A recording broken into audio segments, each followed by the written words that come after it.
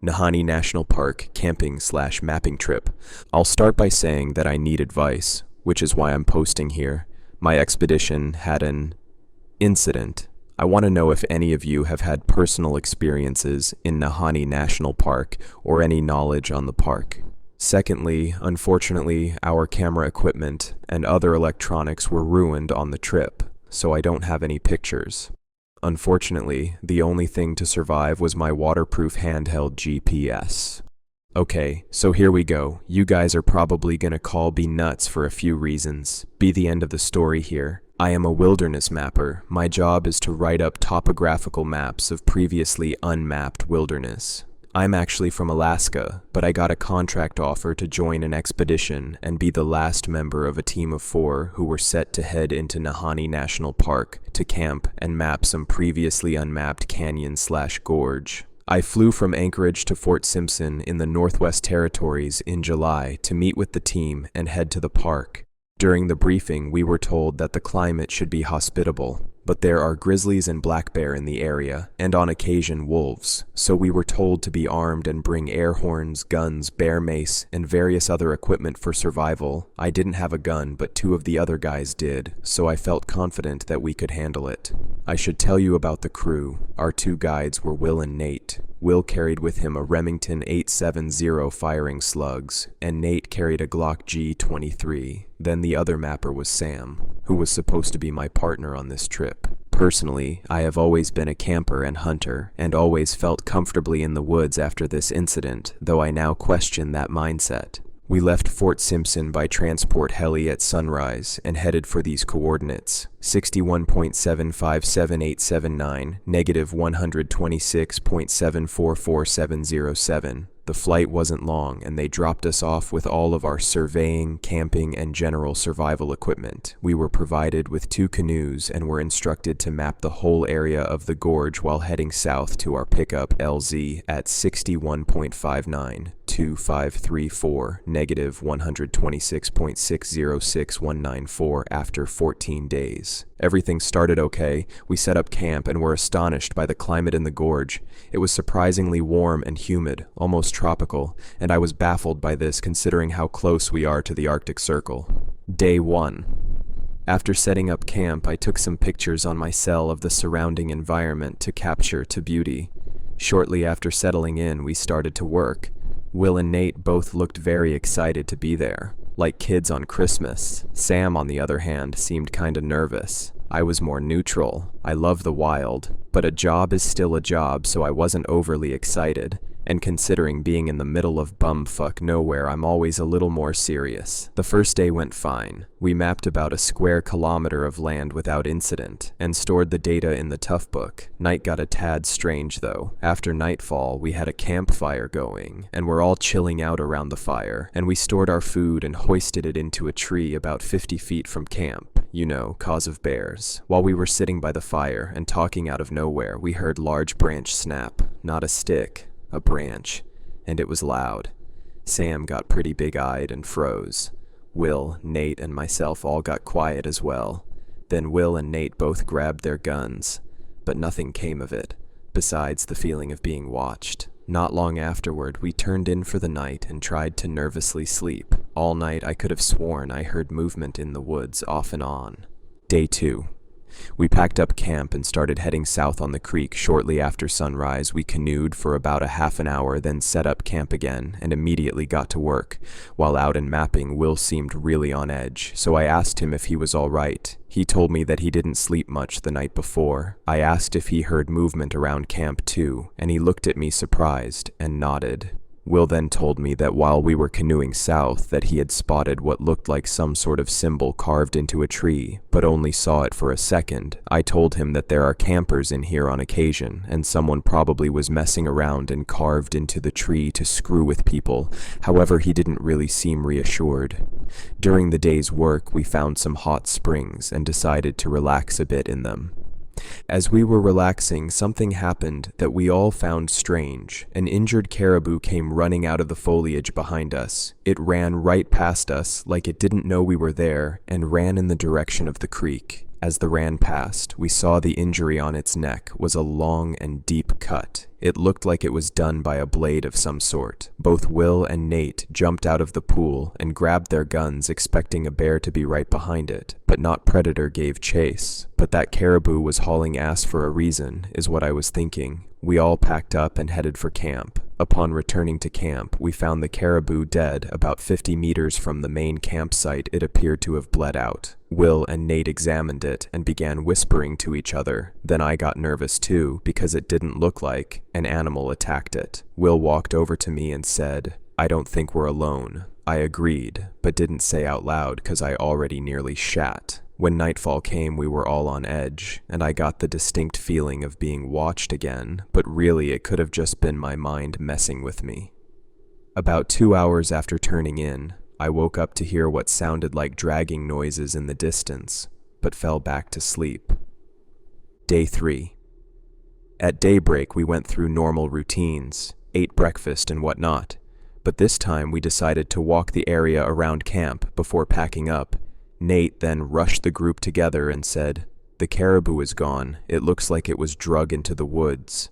I immediately suggested we pack up and move on, and everyone nodded. While we were canoeing south again, I saw something strange about a half an hour before reaching our next campsite. About 150 meters from us, I thought I saw the silhouette of a person standing in thick foliage, then step out of sight, but I thought my eyes were messing with me. Unfortunately, as we reached camp, our canoes went sideways in the current and tipped, which is when we wrecked our electronics. We never even found the laptop, but we recovered our survival stuff, packs and written maps, and figured that now we have to map by hand and keep paper records. Most of this day was pretty uneventful. Nightfall, however, is when shit hit the fan. Nightfall started as usual, everyone feeling like they are being watched. But this time, there were strange noises. We were all sitting around the campfire when we heard a howl. This howl confused all of us, though, because it sounded like it was a human trying to imitate a wolf. Then Will said, "Yeah, we aren't alone," and kinda hugged his shotgun. I suggested that the person is probably just some camper messing with us, or a survivalist who is messing with us, or lost his mind in the woods. I looked at Sam, hoping to get a chuckle out of him. But nothing. He was just staring into nothingness. I tapped him on the shoulder and he just pointed into the woods. Then we all turned and looked. Normally it is too dark to see anything, but it was a brighter night, so we could see a tad. And what we saw I won't forget.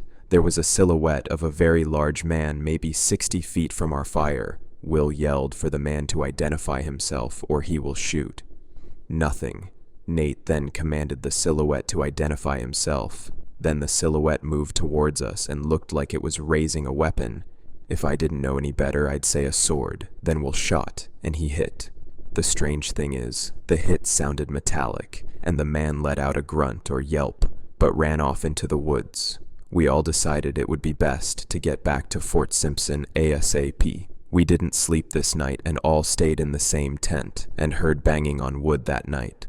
Day 4. The morning light revealed what the banging on the wood was. Someone or something put holes in our canoes. Luckily, we had patch kits and managed to fix one of them. We got all of us in the one and set to paddle out. It took us the whole day to get to mapped areas of the park, and we kept going after dark and made it to the Nahanni Butte, and in turn made it back to Fort Simpson with a hell of a story.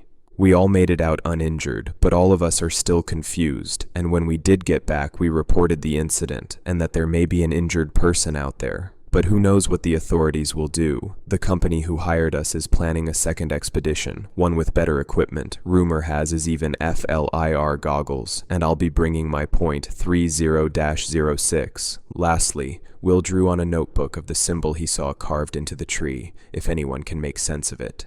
I hope someone here can help me make sense of all of this. Why I stay away from national parks. We had been driving through the forest for about 20 minutes when my daughter started acting strange. Kylie was ordinarily a loud, active toddler with so much energy that my wife and I usually had to drag ourselves along behind her.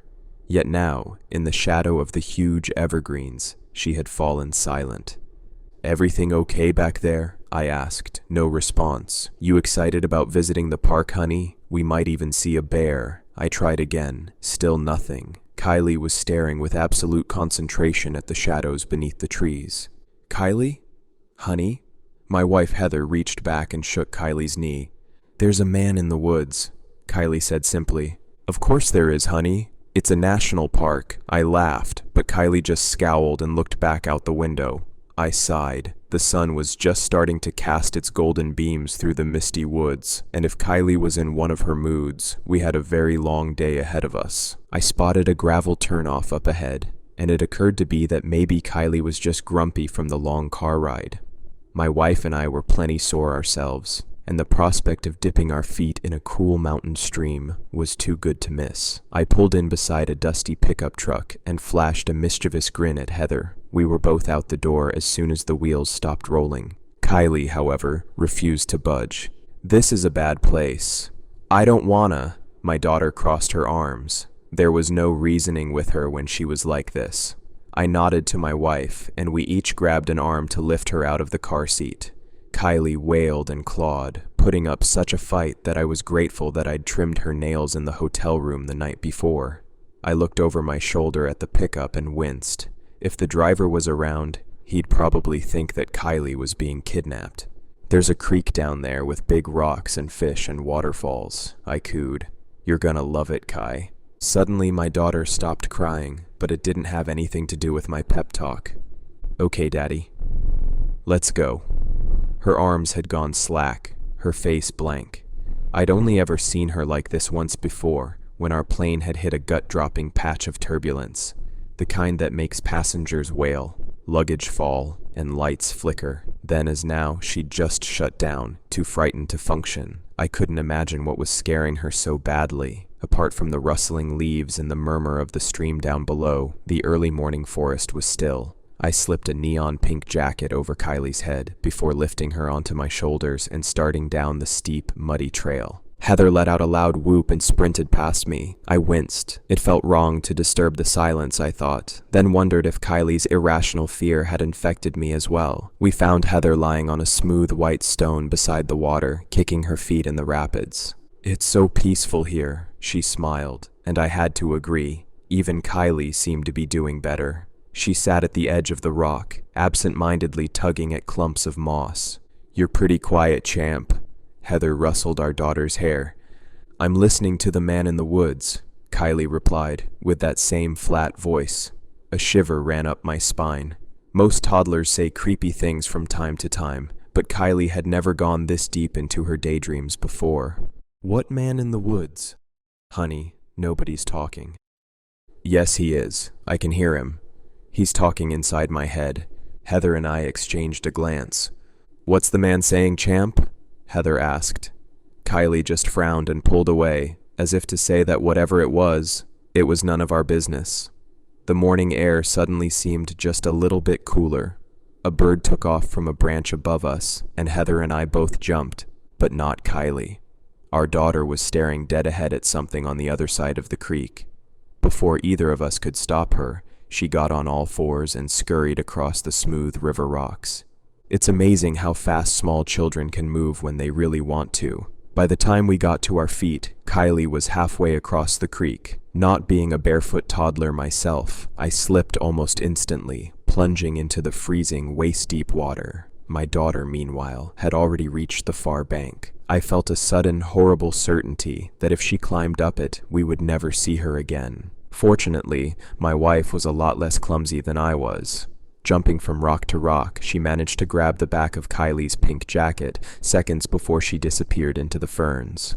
Ordinarily, Kylie screamed her head off whenever we stopped her from doing what she wanted, but now she was calm. In fact, she was giggling. Daddy got wet. Kylie, it is not okay to run off like that. What's gotten into you? My wife demanded. He said it would be funny, our daughter replied, with an all-too-adult sneer in her eyes. And he was right. Only then did it occur to me to climb the eroded bank and see what had made Kylie so eager to cross the stream. My fingers sank into the mud as I pulled myself upward, then fell back with a yelp as sharp teeth sank into my ankle. Kylie! Heather yelled. My daughter had bitten me. He doesn't like it when you look! Kylie hissed. That's enough, I grunted and picked my daughter up. She went into full tantrum mode, battering me with her tiny fists, but I was finally able to peer over the muddy creek bank. I saw only more trees, rotting logs, and a carpet of decaying leaves. Whatever Kylie had been so eager to get to, it was long gone. It was the worst fit Kylie had thrown in years, maybe ever. Getting a flailing, screaming, biting child back across the slippery rocks was no easy feat. By the end of it, all three of us were soaked and exhausted. I reached out for the car door and patted my hip for my keys. They weren't there. Had their clip come undone when I'd fallen in the water? Or had Kylie pulled them off on purpose? I didn't like to think about what that might mean. The keys. I groaned. I have to go back. Heather looked up at me from where she was struggling with Kylie. Her eyes begged me not to go. I understood how she felt. The day had suddenly turned strange and wrong, and all I wanted to do now was get back in the car with my family, drive out of the forest, and forget that any of it had ever happened. I glanced over at the pickup truck beside us. It was covered with dust and dead leaves, as though it had been sitting there abandoned for years. And what had happened to the driver? Something seemed to slither beneath the grimy blue tarp in the truck bed. I shuddered and turned back to my family. Kylie had finally calmed down. She sat in the gravel, messy hair hanging over her face, not saying a word. "Babe, please," my wife whispered. "Why don't we just go back to the road? We can flag someone down, ask them to call for help." Images flashed through my head. Long, hungry hours, waiting for some smug tow truck driver. Yet another bill for my already bloated credit card. Kylie crying nonstop, our vacation ruined. No, I couldn't let that happen. All I had to do was walk back down the trail and grab my keys. So why did that suddenly feel so hard to do? I took a last look around. The winding two-lane road should have been packed, but not a single car had passed by. I could feel my wife's eyes on the back of my neck, pleading with me. "Stay," they seemed to say. "I'm scared." As much as I wanted to, someone had to get us out of the woods. Shivering in my waterlogged jeans, I stuffed my hands into my pockets and trudged back down the trail. I found myself wishing that somebody else would appear, just to confirm that we were still inside the borders of the national park at all. A grimy backpacker, an old fisherman on his way to the creek, anybody other than Kylie's man in the woods. Although I kept my eyes down in search of the keys, I couldn't shake the feeling that I'd look up and find him just in front of me, looking like the Green Knight from some childhood storybook, a mossy beard, a crown of antlers, golden animal eyes. A footstep crunched in the leaves to my left. Glancing up, I saw an enormous stag making its way through the trees. There was something unsettling about the way it moved. It didn't look my way, didn't freeze when it saw me. It just kept walking straight ahead, like it was being guided by some terrible purpose. It was heading for the car. I jogged back up the slick path. The stag had reached the edge of the forest. Heather, oblivious, was squatting in the gravel, trying to talk to Kylie. My daughter sat with eerie patience, staring straight ahead, like she knew the stag was coming. From my vantage point, I could see how it walked out from the tree line and knelt down in front of her, as though inviting her to ride it. I could hear my wife and daughter arguing. "Honey, get back. That's a wild animal. You don't know what it might do." "The man in the woods says I should go with it, Mommy. He says where I'm going, there's lots of other kids just like me." Heather had heard enough. She grabbed for Kylie's arm, but the stag came between them. Snorting and frothing at the mouth, it reared back and rammed its head into my wife's chest. Heather flew backwards, impacting against the driver's side mirror with a sickening crack. She crumpled to the ground and lay still. Kylie, meanwhile, was already climbing onto the stag's back. "No!" I screamed. "Kylie, wait!" But the big animal was already moving. My daughter clung to the mangy fur of its neck. Her golden hair flashed in a beam of sunlight. Then she and the stag were gone, swallowed by the shadows of the forest. I ran to my wife. Heather was hurt, but breathing.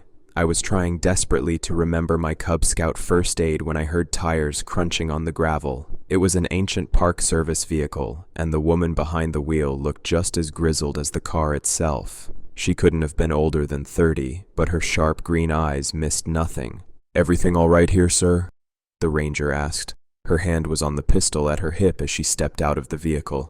"My wife, she was attacked by a deer," I stammered. "And my daughter, she's missing. Let me see your hands." I did as I was told. I realized that she was looking for blood or bruising on my knuckles, signs that I had been the one to slam my wife against the side of the car. "Okay," she grunted. "Step back." She bent down to inspect Heather. My wife let out a gasp as the ranger pressed on her right side. "Ribs broken," the ranger grunted. "Should probably get her a doctor. Now what's this I hear about a missing daughter?" I launched into my story. Leaving out the harder-to-believe elements made sense at the time. I told the ranger that Kylie had simply run off into the woods after a deer. Only later would I realize what a terrible mistake I had made. "Time's a-wasting then," the ranger grunted. "Most lost kids are found within a couple hours, the ones who aren't." She trailed off, bent low over some knobs and buttons in her cruiser, then returned with a frown. "We always get bad reception out here. Ma'am, are you going to be all right to rest in the back seat of the cruiser while we look for your little girl?" My wife winced, but nodded. The old-fashioned pack that the ranger extracted from her trunk looked bigger than she was, but she hitched it onto her back with ease. Her uniform, too, wasn't quite what I was used to, but the Forest Service brown color was familiar enough. "Well?" she asked. "You coming, or not?" In between shouts of Kylie's name, the ranger introduced herself as Maddie Corvin. "We'll do a quick search of the area, but after that I'm going in for backup," Ranger Corvin said. "Keep the cruiser in sight at all times. You might think you know where the road is, but trust me, it's easy to get turned around out here." I could see what she meant.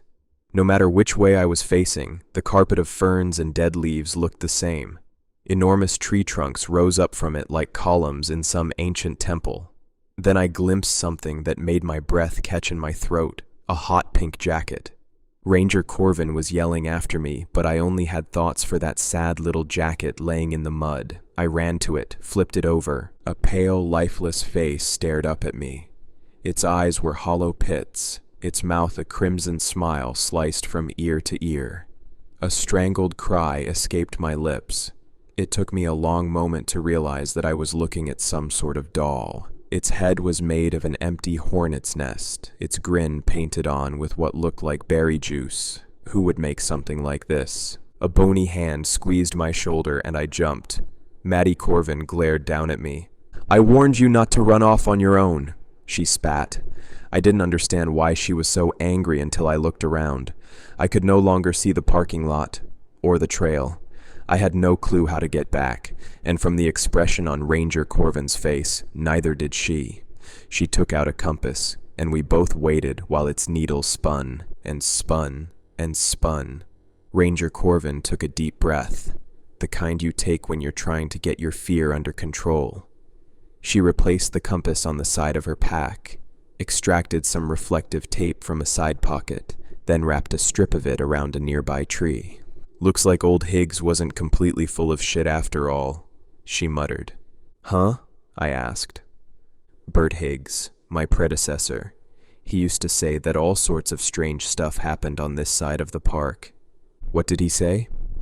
"Dunno, never paid him much attention. I always figured he was just messing with me, 'cause he didn't like women in the service. I joined up in '73, and he retired 2 years later." My heart skipped a beat. There was no way that the 30-something woman in front of me had joined the Park Service in 1973.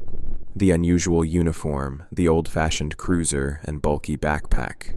It was all starting to make sense. What year do you think it is?" "It's 1975. Maddie Corvin stared at me like I was crazy. "Why? What year do you think it is?" Before I could answer, a snapping twig made us both spin. The stag. I had always considered deer to be harmless, innocent animals. I cried when Bambi's mom died, and hunting had always made me queasy. But there was nothing harmless or innocent about the beast that was staring us down. Foam frothed on its black lips, and its eyes glowed with a hateful alien light. It stomped at the ground, and that's when I realized it was getting ready to charge. "Look out!" Maddie started to yell, but I was already running. The primitive monkey part of my brain wanted to scramble up a tree, but the branches were too high. And meanwhile, the stag's hoofbeats were closing in. A brown blur passed beside me, Maddie Corvin. She was making for a narrow gap between two of the mossy boulders up ahead. She dived into the narrow, jagged space, and I threw myself in after her. Seconds later, antlers cracked against the rock behind me, then again and again. Ranger Corvin and I had backed as deep into the crevasse as we could. The stag's antlers were too wide for it to pass, but it still gnashed at us with its square herbivore teeth like it was trying to eat us alive. Blood poured down its forehead, but it kept battering its body against the stone until it finally crumpled to the ground and lay still. Maddie and I looked at each other. She approached and opened one of its tightly closed eyelids with 2 fingers. The eerie light was gone from its eyes. The stag was dead. I asked Maddie if this was normal behavior for the deer around here. She looked at me like she wanted to skewer me on the stag's antlers herself. I could see why she was so frustrated. In our haste to flee the stag, we had completely lost sight of the tape-marked tree. Or so I thought. Even though Maddie had only marked 1 tree, behind us were 6 of them, each indicating that we had come from a different direction. What the hell was going on here? "Okay, so the tape isn't going to work," Maddie said numbly. "What about the rocks? These boulders had to roll down from someplace. We can follow them uphill until we're high enough to see the road." I squeezed the pink jacket in my hand. Kylie loved exploring, loved looking over the edge of high places. Would she also think to follow the big stones uphill? It was slow going. There was no path through the sea of ferns and enormous trees, no indication of direction apart from the trail of boulders. No birds sang, no squirrels leapt from branch to branch. The quiet made me paranoid. I kept looking over my shoulder when I really should have been paying more attention to what was in front of me. I was about to take another step when I felt a weight on my shoe. Something cold and heavy slithered across my foot. I heard a rattle. No, a lot of rattles. The ferns around us were rustling, but not because of any breeze. Maddie Corvin froze. We made eye contact and she reached slowly for the nearest boulder. I copied her. The feel of the rough stone was reassuring, but would I be able to scramble up it in time? No quick movements, I warned myself. Do not panic. No matter what happens, do not panic. With a shout and a kick, Maddie Corvin sprung onto the rock. Something long and writhing snapped at her as it fell from her leg. She was clinging to the rock by her toes and fingernails, but she had made it. Meanwhile, the rattling around me intensified. My blood turned to ice as the thing on my foot began to coil its way up my bare leg. Its scales were cold against my skin. The tongue of a second snake flickered against my ankle. "Maddie," I whispered. "Get going. Find Kylie." The look in Ranger Corvin's eyes as she looked back at me told me I was a dead man, but she understood that Kylie was my priority. She scrambled up the boulder and out of sight. The serpent coiled around my thigh, squeezed tighter. I held my breath, waiting for its bite, but it never came. The snake wrapped around my ankle hissed up at it. With a hiss of its own, it slithered down my other pant leg and out the cuff of my jeans. It was now or never. I very slowly lifted my boot and planted it on the rock. I would only get one chance at this, and if I fell, I was a dead man. Fangs shot out of the ferns and buried themselves in the sole of my shoe. It was all the motivation I needed. I threw myself against the rock face and clawed my way to the top of the boulder. The ground below looked deceptively peaceful from up here, and Ranger Corvin was nowhere to be found. I climbed from stone to stone until the slope of the land grew steeper. Up ahead, a jagged black cave opened in the cliff face like a hungry, toothless mouth. Several objects hung from the branches around it, more of those creepy dolls. The gruesome style was the same as before, but the clothes they were wearing were different. "Where I'm going, there are lots of kids like me," Kylie had said. Did each one of those figurines represent a kidnapped child? I shivered. The breeze from the cave was musty and cold. Whatever was causing the strangeness in this part of the park clearly emanated from here. The dolls were proof enough of that. Did I really think I stood a chance against something that could vanish at will, control the minds of animals, and send a horde of snakes slithering down the side of a mountain? It didn't matter. My daughter's life was at stake. So much had changed after Kyle was born, and one of the things I left behind was my cigarette habit. I used to smoke about a pack a day, but during my wife's pregnancy, I cut it back to 0. Even so, I never stopped carrying lighter in my pocket. I couldn't have said why. Maybe I imagined having one last toke in my final moments, like some 80s movie action hero. Instead, that frail piece of plastic was about to be my only source of light as I entered the cave ahead. The sloping stone ceiling grew lower and lower as I walked. I've always been claustrophobic, and soon I was afraid I would have to crawl in the dirt alongside the hand-sized cave spiders. But the path never grew so narrow. In fact, I couldn't shake the feeling that something just a little bit taller than me had been moving through here for so long that the tunnels had accommodated to its shape.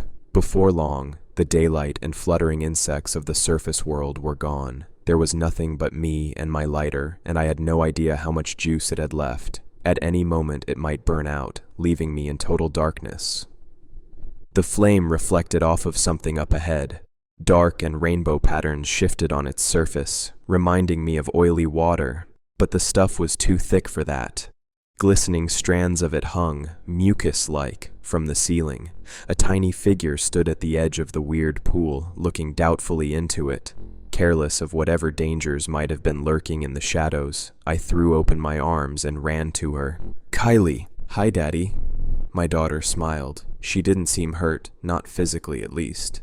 I asked her what she was doing here. "The man in the woods says I should go for a swim. He says if I do, I'll be able to fly and talk to animals just like him." "What?" I couldn't believe what I was hearing. "How?" "I don't know. Why don't you ask him yourself? He's standing right behind you." At that moment, the flame of my lighter went out. I hugged Kylie to my chest and fled back the way I'd come. I hoped. My foot slipped on a loose rock, and I crashed headfirst into something that was cold, slimy, and taller than me. There was an awful, inhuman, chittering noise. 6 long fingers grazed my hair as they grabbed for my head. Kylie screamed. I dragged us forward along the cave floor, ignoring the spider skittering through my hair and down the back of my shirt. The man in the woods, whatever it was, strode slowly behind us, taking its time, enjoying this. There was a light up ahead, but that didn't make sense. Even if we had made it further than I thought, we still shouldn't have been anywhere near the cave entrance. The light bobbed closer, shone on our faces. It was a flashlight. Its beam flickered up to the thing hovering over us. "Stay down and keep moving," Maddie Corvin shouted. The boom of her echoed deafeningly from the cave walls, but in the glow of her flashlight, the path to the exit was clear. There was movement behind us, a lot of movement, as though dozens of child-sized things were scurrying across the cobwebbed ceiling. Maddie kept firing, and Kylie and I kept running. I set my daughter down as soon as we were free of the cavern. To my surprise, I could see the creek and even the cars from where we stood, less than half a mile away. It was as though whatever disorienting power permeated the place had faded, at least for now. Moments later, Ranger Corvin backed out of the cave, her pistol still aimed into the gloom. "Did you get it?" I whispered. "I don't know," Maddie answered truthfully, "but I'm not budging from this spot until I'm sure you folks are safe. Get back to your wife and get out of here." With Kylie on my shoulders, I staggered back through the ferns. My eyes swept the ground for snakes, but like the 6 tape-marked trees and creepy dolls, the rattlers were suddenly nowhere to be found. At the edge of the creek, I spotted something shiny lying in the mud, my car keys. Heather sat up in the back of Ranger Corvin's cruiser as we approached. "You're back so soon," she called out. "How on earth did you find Kylie so fast?" From Heather's perspective, I had been gone only a few minutes. For me and Ranger Corvin, however, it felt like half a day had passed. I wondered what Maddie would find when and if she made it out of the woods. My wife's eyes grew wide as she heard 3 gunshots from the ridge above. There was something desperate about the sound that spurred me into action. Ranger Corvin needed help, and we were the only ones who could get it for her. "I told you this was a bad place," Kylie sniffled, wiping at the cave dirt on her face. Heather clipped her into her car seat as I pulled out of the gravel turnoff and raced back down the 2-lane road to a small gas station that I had spotted near the entrance of the park. Leaving the engine running, I dashed inside. A dusty bell jingled above the door. The place was a 4-pump store that sold overpriced drinks and firewood to tourists, while locals stopped in for bait and coffee. The woman behind the counter dropped a pot of it when she saw me come running in. For Maddie Corvin, almost 50 years had passed, but she recognized me right away. Her Forest Service uniform had been replaced with a yellow gas station polo shirt, and her hair had gone gray, but her bright green eyes had lost none of their sharpness. I had no doubt that the woman at the cash register was the same person who had saved my daughter and I from certain death only hours before. "You," she grunted, in a voice roughened by years of booze and cigarettes. "I always wondered if you would ever come walking through that door. After what happened, it's the only reason I stuck around here." When Maddie had emerged from the woods back in 1975, raving about missing children and missing time, there had been no proof to back up her claims. My family and I were nowhere to be found, and she wasn't able to locate the cave or the grotesque dolls again. The Park Service let her go less than a month later, citing mental health concerns. She had worked here at the gas station ever since, listening to the tales the locals told about odd animal behavior and unexplained sightings at the gravel turnoff by the creek. I warn the tourists about the place. I tell them that there's a dangerous bear in the area. It's easier than the truth, and who knows, maybe some of them listen. Out in the car, Kylie was getting antsy, squirming and kicking in her car seat. She'd been through so much. I made a point to grab a few of her favorite snacks from the gas station shelves, but when I went to pay, Maddie waved me away. "It's on the house," the ex-ranger smirked. "I don't know how to thank you." "Forget about it. It's ancient history. You really want to thank me? Spread the word. Let people know that if they notice kids or animals acting strange in the woods, it might be the only warning they get." I promised that I would. She waved as we pulled out of the parking lot, standing just as tall and strong as she had been in the moment we met.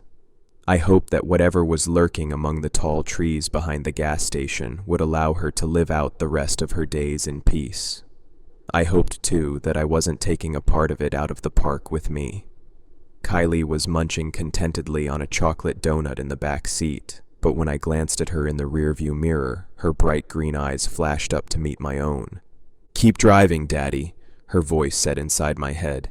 "Keep driving and act like you don't know." The Saguaro National Park. I must tell this story before they find me. I'm writing this on a library computer on an account I made to tell the story. For this story to make sense, there's 3 things about me to keep in mind. I'm a female. I've lived in Tucson, Arizona my entire life, and I speak fluent Spanish.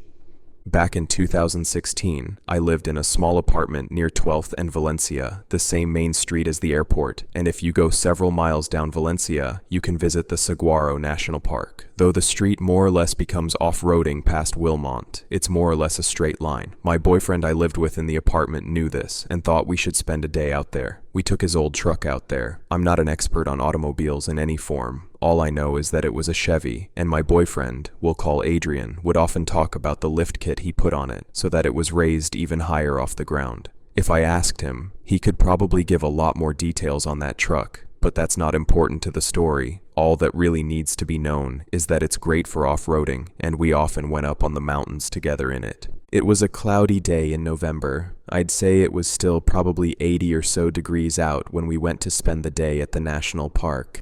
We'd been planning it for ages, and I was really excited for this, but that was all going to change. I remember this, since it's been haunting me for nearly 3 years. We had spent the majority of the day hiking and smoking weed in an assortment of different locations, just enjoying the cacti and the snacks we brought along. It was starting to get late. It was getting on to be winter, so it was dark at around 5 p.m., and yet we weren't even back in the tuck at about 8 p.m. We were sat inside. The truck was off with the windows open. I was hitting a bowl when Adrian put his hand up, having thought he wanted some I was about to speak to offer it to him. Before I could speak, he put his hand over my mouth and held up a single finger. Having been sat in the dark for hours, my eyes were well adjusted, and the glow he pointed out to me in the distance took all of my attention. What appeared to be some sort of firelight was about 100 or so meters in front of us, but behind us was a sound of movement. It was like a group of animals thrashing about. Adrian turned on the truck, keeping the headlights off, to roll up the windows before promptly turning it back off. I was so out of it at the time that I wasn't really sure what was happening at the time. All I was sure of was that he needed me to keep quiet and to remain alert. When the thrashing sound came closer, it was apparent that it was stomping and chanting. They were clapping and chanting about Santa Muerte. Now, Adrian doesn't speak Spanish, though he's full Mexican. He just never learned, so I ended up whispering the translation to him. It was like one of those prayers on the candles you can buy. It spoke about asking the Holy Death for blessing, but I don't remember what they wanted very clearly. What I do remember was the slam of a hand on the hood of the truck and the wild eyes of a boy. He looked to be somewhere between 17 and 20, not very old, but not a young teen. He had white paint around his dark eyes, and it haunts me in my dreams. To the best of my knowledge, this boy was all who knew of us in that moment. Adrian swore, but he didn't move. Instead, he just watched the boy, and I watched him. Adrian has always been the type of guy who's confrontational, and he's always been insistent on solving any issues we face, and being someone who hates confrontation. I was rather reliant on him to face issues for me. The boy yelled for others to surround the truck in Spanish. In the moment, something in me snapped, and keeping my eyes trained on the mirror on the passenger side, I told him to reverse. Darting my eyes back and forth between the boy and the figures coming out from the cacti as Adrian reversed and turned in a huge jerky motion before hitting the uneven road. We were originally just parked at the side of the road. The feeling of being watched, hunted even, compelled me to tell him to head downtown, where we ended up spending a few hours at Shot in the Dark, a cafe that's long since closed. For 2 months following that night, I gradually got more and more paranoid about it, and though Adrian tried to convince me that I was overreacting and there was no chance we'd ever encounter them again, I just couldn't believe him, despite how desperately I wanted to. It was when we were nearing 3 months since that night, when the previously fixed hand dent was back and heavily multiplied. It was like dozens of hands tried to peel the mental back to get in. I haven't had any other events since Adrian had his truck fixed and sold, but recently he bought a similar one, and the paranoia has been seeping back into my bones. When I'm not at work, I don't leave my house unless I'm going to be indoors, because I can't risk the thought of them finding me again. The thought of them finding me vulnerable, alone or not, it leaves me shaken. I can't remember what they wanted, but I remember the way he smiled when he mentioned wanting to get into the truck and to have us surrounded, and I would rather I never found out what he planned that night.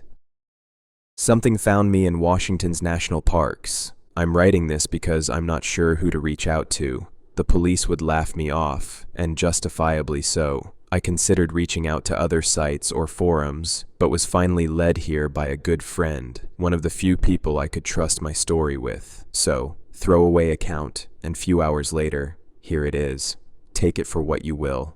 If you don't believe me, cool. Hopefully I gave you some entertainment in reading this. If you are one of the few who choose to believe, though, thank you truly. I don't know what my next step should be, and hopefully this post can spread and shine some light on the strange events that have been following me for the last 3 weeks. If anyone has any advice or knows what I'm up against, please, don't hesitate to reach out. It all began almost a month ago when I was approached with this idea. For some backstory, but not too much for privacy concerns, I am a photographer for a pretty well-known magazine. My job consists of mostly traveling to beautiful destinations, seeking out all there is to see, and snapping photos. Now, of course, there's more to it than that, and I take great pride in my work, but that's the gist of it. It truly is my dream job. Well, was my dream job. After all of this, I don't know if I can continue. The subject of my latest adventure is the U.S. Pacific Northwest, specifically the wild, wild wilderness it contains. My first stop, the Northern Cascades. Here I would be backpacking 20 miles into the national park with stops along the way. Loaded up with enough gear and food for 4 days out in the wilderness, I began my trek. Now, I should say that my employer, well, they're not the most lucrative company in terms of how they treat their photographers. They pay well, but not that well, and hiring me an assistant? Out of the question. But the job does have its perks, including access to many places off limits to the general public, including the areas I would be visiting along my journey. Luckily, I've been doing this for a few years now, and hiking 20 miles in 60-degree weather is paradise compared to some of the things I've had to withstand in my career. Around 10 p.m. of the first day, I pitched my tent and hunkered down, went over some photos of marmots, deer, and a fox that I had captured, then put out the lantern and got some rest. I awoke around 2 a.m. to a loud banging noise off in the distance. Not unusual, but still unsettling. The thing about camping alone so far from anything is there's no one to talk to, no one to bounce ideas off of, no one to rationalize with, and no one to calm you down when you can't keep it together. The noise subsided though, and so did my lucidity. My eyes fell heavy, and I collapsed back into sleep. The next day went just as well, and I reached my destination, catching some beautiful vistas along the way. After capturing everything I had set out to do, I made camp and relaxed for the night. Again, I awoke to loud banging, louder banging. This was definitely closer, and also accompanied by something new and incredibly unnerving, a noise that is hard to describe. I've tried thinking of ways to describe it, but the closest I can come would be to liken it to something like an owl's hoot, but much longer and with the pitch lowered way down. Something like a bullfrog's croak, but even lower, much louder, and with that weird little coo that owls have. I've talked to several park rangers since then, and even played a recording that I caught of one on my phone, but no one has been able to identify it. If anyone has any idea, please let me know. It echoes in my mind even as I write this. It's hard to describe how bone-chilling it is, and I have no idea why. And to hear it when you're so far out, alone, with no cell service or any way of signaling for help, I can't even describe the feeling. Despite the enormous dread, the sound again went away after just a few moments. This time, though, getting back to sleep wasn't as easy. After an hour of laying in total silence, clenching my bear spray, I finally fell back asleep. But you want to know what the worst part was? Knowing the next morning that I still had 2 days left out here. Except, that wasn't going to work for me. I packed up as fast as I could and began hiking back at a brisk pace. I worked out that if I walked faster and with fewer breaks, I could make it back in a little over a day, meaning I would only need to stay 1 more day in this place, and that by then I would be much closer to the busier trails, and therefore safer. I walked 12 hours straight, with only 2 slight breaks, and managed to make it even further than I expected. At this pace, I could reach the truck by 1 a.m. if I walked straight through, and though I was exhausted as hell, that's exactly what I did. Everything went pretty well until about 10:45 p.m., only a few minutes after total darkness had fallen over the forest, when again, I began hearing the noise. The sounds had an otherworldly quality to them, like a cat's purr if you reversed it, lowered the pitch, and filtered it through a megaphone. My legs were burning, but it didn't matter. I walked even faster. No matter how fast or slow I walked, though, the noises always sounded the same distance away. It never got closer to me, but it was always close, seemingly just out of eyesight. After over an hour of this nightmare, I caught a glimmer of the brown trailhead sign, and beyond that, the reflection of my Jeep's headlights. I ran, threw my supplies in the back tailgate, and hightailed it out of there. But this is where things get even weirder. As I was pulling away, in my rear-view mirror, I caught a small glimpse of what was causing the noises. At the time, I didn't know what I was even seeing. Something tall, very tall, with a darkness around it that seemed to repel the ambient red glow from my tail lights. Around it, a long tattered robe, seemingly crimson in color, though this could have been due to my tail light's glow. Either way, the image was visually striking and physically jarring. As the dust trail left by my Jeep grew in size, the figure slowly faded back into the surrounding forest. Now, if this all sounds crazy, well, you're damn right it is. I have been to some incredible places, and some very frightening places, but I have never seen or felt anything like this before. But it doesn't end there, unfortunately. 2 days later, the next wing of my trip took me to Mount Rainier National Park. Now, I was a little nervous still, but now I was 200 miles away. Whatever it was surely gone now. If you've never been, the sheer vastness and beauty of MRNP is breathtaking. So after half a day of taking in the sights, the uneasiness faded away. Even the first night went by without issue. A little hesitant at first, I quickly felt relaxed enough to drift asleep staring up at the stars through the observation window in my tent. Waking the next morning, I found nothing out of place and nothing suspicious, confirming that whatever it was, truly was, far away. Another 2 days of hiking went by without any issues or disturbances, aside from a few cougar sightings and a pack of wolves in the distance on my second night. It wasn't until my last night that I experienced it again. Sleeping on my last night, less than 3 miles from my Jeep, the same noises woke me in the middle of the night, except this time it was very, very close. I shot up, grabbed my light, and shined it outside of the tent. Immediately, the light caught a glimpse of what I could now confirm was an old tattered crimson-red robe gliding behind a giant evergreen. I became frozen in fear. My still waking mind could not even comprehend what I was seeing or what was happening. The demonic purring noises seemingly teased me from behind the tree. Now fully lucid, I began to contemplate my options. Option 1, make a run for it, leaving all my gear behind. The least likely, not only would I be leaving literally tens of thousands of dollars worth of equipment, but I would have no chance of sprinting the 3 miles needed to reach the Jeep. Besides that, whatever this was had to be fast to reach me so quickly, and also incredible at tracking, so option 1 was a no-go. Option 2, spray the shit out of this thing with bear spray and then run for it, only slightly better than option 1, still not viable. And option 3, the least fun, but probably most logical option. Remain in the tent until morning, and defend myself if I have to. And so I did. I'm not sure what time I woke up. I was too nervous to even look at my phone, but I do know it was hours before sunlight. About 30 minutes after the first rays reached my tent, the noises finally went away. It was another 45 minutes before I felt safe enough to pack up and begin the hike back.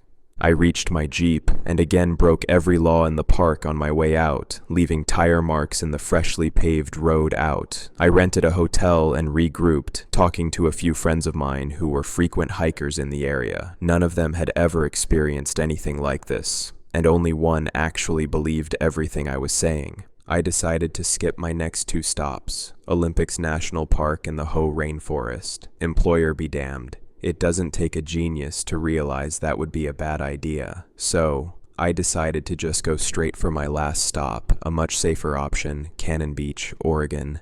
Here, I would just be taking some photos of legendary Haystack Rock at different times of day, sunrise, sunset, and some astrophotography shots with the rock as the subject. Even better, I would be staying in a seaside room with a view of the rock, so I could take shots from my balcony without even going outside. Again, the first day went by with no issues. Photos came out great, and it was time to get my rig set up for some time-lapse photos of the rock against the night sky. Seeing as I was on the 3rd floor, and everything was automated, I decided to let the rig do its work and get some rest. Because of the skipped stops, I would have extra days here in case they didn't come out perfect the first time. I woke the next morning to find my entire setup on the ground outside on the balcony. The whole thing weighed close to 50 pounds, so even though the gusts near the shore got pretty strong, I was doubtful that was the cause. Luckily, nothing was damaged, so I wasn't too concerned. Until I checked the SD card.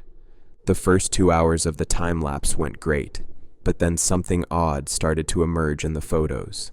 In the corner of each frame, a red tint began to slowly encompass the image, until the photos were nothing but crimson red cloth. That was last night, and I'm afraid things aren't getting better. I'm packing the Jeep and planning on leaving for the airport immediately. But something strange happened again. Today, in broad daylight, as I was catching one last look at the beach and all the tourists taking photos, atop the rock I saw a tall, dark figure in a long, tattered, crimson robe. Update. I caught a flight back to Florida late last night and have just been resting and trying to get back to some normalcy since. Reading comments and suggestions helps, and hopefully nothing sinister was truly at work at all. It's also possible that I had begun to go stir crazy, and I have made an appointment for Monday with my doctor to get checked over. So far, nothing too weird has happened, but I can't shake the weird feeling that I'm still being followed. Odd noises and shadows playing tricks with me. Monday can't come soon enough. I have a friend coming to stay over tomorrow night. Hopefully some beer and video games will put my mind at ease. If anything new comes up, I'll be sure to update everyone. Update 2. I don't know what is going on, and I'm scared. My friend never showed up last night. I've spent all morning calling him, texting him, along with calling friends and family to see where he is, and no one has any clue. I know it's only been one night, but I'm considering going to the cops. But would they even do anything so soon? He wouldn't go radio silent like this. This morning, I thought I heard a noise again. Could be my mind messing with me. I haven't slept good in days. Going to try to drive to the station. I'll update soon. Never ever take your kids to Mount Rainier National Park. About 3 weeks ago, I drove my son out to a national park for a little weekend camping trip. We took the 410 out from Tacoma into Mount Rainier, a place my own dad used to take me when I was a kid. I wanted my son, David, who's 2.5, to find the same joy of the wilderness as I had, but I'm quite convinced that he will be terrified of forests for the rest of his life. When we arrived that Friday, the weather was crisp and the first signs of spring had finally made themselves known. We walked, or rather, I walked with David on my shoulders for about 2, maybe 3 hours from the parking lot into a small, desolate camping ground with a pre-made fire pit. I'm not a very overprotective parent, so I let David wobble around a bit while I pitched the tent. Just as I was about done and was getting ready to unload our 3-day supply into the tent, I heard David make some sounds from behind me. Now, I recognize these sounds immediately, as they are the sounds he usually makes when he's excited about something. I turned around and saw him sitting in the grass, about 20 feet away, staring into the woods. More strangely, he was doing this thing he does when he's particularly excited about something, in which he's slapping both of his thighs repeatedly. I slowly walked over while trying to keep an eye on both him and the woods at the same time, but there was nothing in the tree line I could make out. When I was finally by his side, I asked him what he had seen, and at this his response was, "Monkey man, monkey man." He was smiling, still slapping his thighs, and as much as I tried to match his excitement like a good parent should do, suddenly, the serenity of the woods was replaced by a sense of unease. I fixed my eyes on the tree line and peered in very, very carefully. It was just such an incredibly strange thing for him to say. I picked David up, not wanting to leave him alone anymore, at least until I could regain some clarity, and walked into the tree line. I don't know how many of you are parents, but the last thing you want to do when you're taking your kid out for a fun weekend is frighten him. I mention this because the sensible thing might have been to hush him, to tell him to keep quiet for a while. But then I also knew that realistically, this was just an imaginative manifestation. After a few minutes of scouting around with David up on my shoulders, I decided to return to camp. It was about 3:30, I believe, and so I made us some lunch, still keeping an occasional eye on the space at which David had been clapping and yapping just a few minutes before. As much as I tried to forget it, I just couldn't. I'm not superstitious. I don't believe in aliens, ghosts, or Bigfoots. But I suppose my parental instinct was simply in too much of a high gear for me to let go, so as the cold sun was setting, I decided to ask David a bit about what he had seen. To understand my story a little better, it might be relevant to mention here that David has a mild learning disability, which has particularly impaired his speech. He can understand fine, but his ability to communicate has lagged behind somewhat. As I was getting the fire going, I asked him about the monkey man. I asked if it was a big monkey man. David thought about that for a second. He then laughed and nodded. I then asked if it seemed like a nice monkey man, and David once again giggled in approval. I wasn't really sure what else to ask. Nightfall struck, and on full bellies, I read a chapter from a book to him as he fell asleep in his sleeping bag. When I fell asleep myself, I had almost forgotten about Monkey Man. I awoke in pitch darkness. The fire pit was out. I reached out to feel for David and panic struck me hard. He wasn't in the tent anymore. With only my underwear on, I stormed out, but realized it was too dark to see anything, so I dropped back into the tent and tore my flashlight out of my bag. I was screaming his name all at the same time. With only the weak beam of a flashlight I didn't think I would ever have to actually rely on, I shone it around in circles, still calling for David. For some reason, I ran towards the spot at which David had been so transfixed in the daytime. I shouted his name into the trees. As I trotted inwards into the pitch-black woods, I was too frantic to notice how badly my feet were getting scraped up by the bark and stone. After only about a minute of walking, I saw something that made me drop the flashlight and bolt forward. David was standing there, peering into the darkness, utterly still. I grabbed onto him, hard, and began to sob. Still clutching him tightly, I picked up the flashlight again, which had been idly beaming the ground, and scouted around, fending off the darkness. I could see nothing around. As I carried him back, looking over my shoulder, I asked what had happened. He implied that he didn't know, and that he was tired. David has had a long history of sleepwalking. That night, I locked up the tent from the inside with a padlock. I only got about 3 hours of good rest. David slept like a rock, despite my trembling embrace. The following morning, I cooked some eggs and bacon on the camping stove. David had no recollection of what had happened, and seemed content to continue the trip. I thought it would be incautious to shrug off last night's event as mere sleepwalking, especially considering the Monkey Man business, but also thought it would be a bit too silly to cancel the entire trip over it. Thus, I made a promise to myself that if anything else were to happen, we would drive back to Tacoma at a moment's notice. The rest of the day was actually quite nice and helped me take my mind off of things. David was at first a little upset at not having the iPad, but eventually discovered that nature can be just as cool as pixels. We made some bark boats with faces on them and set them downstream, watched squirrels and listened to the birds. It was everything I had hoped the trip would be. At dusk, when the trees stretched long shadows across the grass, David was getting too cold and too tired to play anymore, so I decided we would spend the rest of the day in the tent. I had brought along this game where you have to trace the outline of a person with an electrode, and if your aim is off, it makes a funny sound. I don't remember what it's called, but David found it hilarious. It's dumb, but supposedly helps with motor development. At one of David's turns, he made an error and the little speaker made the sound again, and David bellowed into laughter. What happened next filled me with a sense of fear that I doubt anything will ever match. From about 150 feet away, I heard the exact same laugh that David had made, only that it was much deeper. It was almost like when you record yourself speaking, then digitally pitch it down. I froze, and this time, I couldn't hide my reaction from David. I could tell by his face that he had heard it too. I lifted a finger up to my lips to communicate him that we needed to be quiet.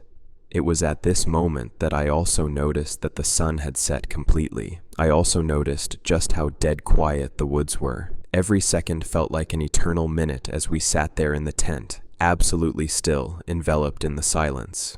When the sound of my own heartbeat in my ears finally ceased a little, I slowly leaned over towards my backpack to get my handgun out. When I turned around to face David again, I saw that he had picked up the electrode again. I sternly removed it from his hand and whispered with equal sternness, "Not now, David." Then, just as I had said it, a low, broken voice whispered from literally inches from the tent, "Not now, David." The next thing I'm aware of is that I'm shooting wildly through the fabric of the tent in the direction the sound. David is screaming, and as the gunshots ring throughout the woods, I hear the last remnants of something sprinting away. With my hand violently trembling, I opened the padlock and jumped out with a flashlight in my left hand, aiming the faint beam into black nothingness. I grabbed David, stuffed everything within arm's reach into the backpack, and ran. The way back was pure terror. There was not a second at which I did not feel as if something was right behind us, ready to leap out from behind us or the side of the trail, out from the darkness. The only thing I could say to David was, "It's okay. You'll get the iPad soon. Do you want the iPad?" Nothing ever leaped out at us, nor did I hear anything except for the rushing of the wind and the occasional running stream by the trail side. I was so out of it that even in the car, I kept checking the back seat just to see if there was something sitting in it, ready to destroy us. I don't know how to explain to David's pediatrician what happened in Mount Rainier. I haven't even told his mother the full story, only that I thought someone came up to our tent and that I fired a warning shot. Needless to say, David hasn't been the same since. He has been getting constant headaches, which might be from damage to his ears by the gunshot. I don't really know how to end the story, but one thing is for certain: never ever take your kids out to Mount Rainier National Park. I went backpacking in a national park. I don't think I'll ever go back. My name is John. I have always been an avid hiker and camper. Growing up, I was taught everything you needed to know to survive in the woods. My father taught me how to shoot, hunt, and plenty of bushcraft. Recently, I had gotten into backpacking and really enjoyed it. I would try to go with friends, but most of the time I ventured solo so I could go my own pace. After graduating college, I decided to go backpacking at a national park that I had always wanted to go to, in the Sierras, none other than Yosemite. So, after telling family where I was going and getting everything I need to survive out there for a few weeks, I made my way. It's about a 10-hour drive, but I eventually made it, and my God, was this place beautiful. After a few days of hiking, everything went smoothly, and I even saw a few deer. Got some good fish, and was really enjoying the great outdoors. Things started getting weird after the first 5 days. Normally, the sound of bugs and little critters at night accompanied me, but there were moments where it was completely silent, like absolutely no sound at all. What kind of spooked me was that I would sometimes see weird lights in the distance, that I thought were other backpackers, but it didn't look like normal lights from flashlights, more like orbs of light moving around. Another few days passed and I ran into another hiker. Her name was Sandy, and she was a pretty girl, 22, just like me. We made small talk and she asked if she wanted to hike together since we were going the same route. I agreed, and we spent a few days hiking together, as a matter of fact. At night during a campfire, I asked her if she saw any strange lights at night, and she said she thought she did, but took it as a distant backpacker. I didn't press on about it and just went on with the night. The next day we went our separate ways since I decided I was going back to the lodge to stock up on supplies. I then made camp at the furthest campground near a family with a small child. This is where things got really weird. It was late, the family was going to bed, and I was hanging out by my campfire, having myself a few beers. Later the fire became basically embers. I didn't want to go to bed yet, so I was just sitting outside enjoying the peaceful sounds of the night, when suddenly it went quiet again, that same airy quietness as before. Then I saw some movement by the family's camp. I couldn't really tell due to distance and the dark, but I heard a zipper being undone. I made the decision to shine my flashlight near their campsite. Normally this would be rude, but something did not feel right, and I could have sworn I saw a figure of something near their tent. It couldn't have been the parents, since I saw them go to bed with their child when my fire was dying down.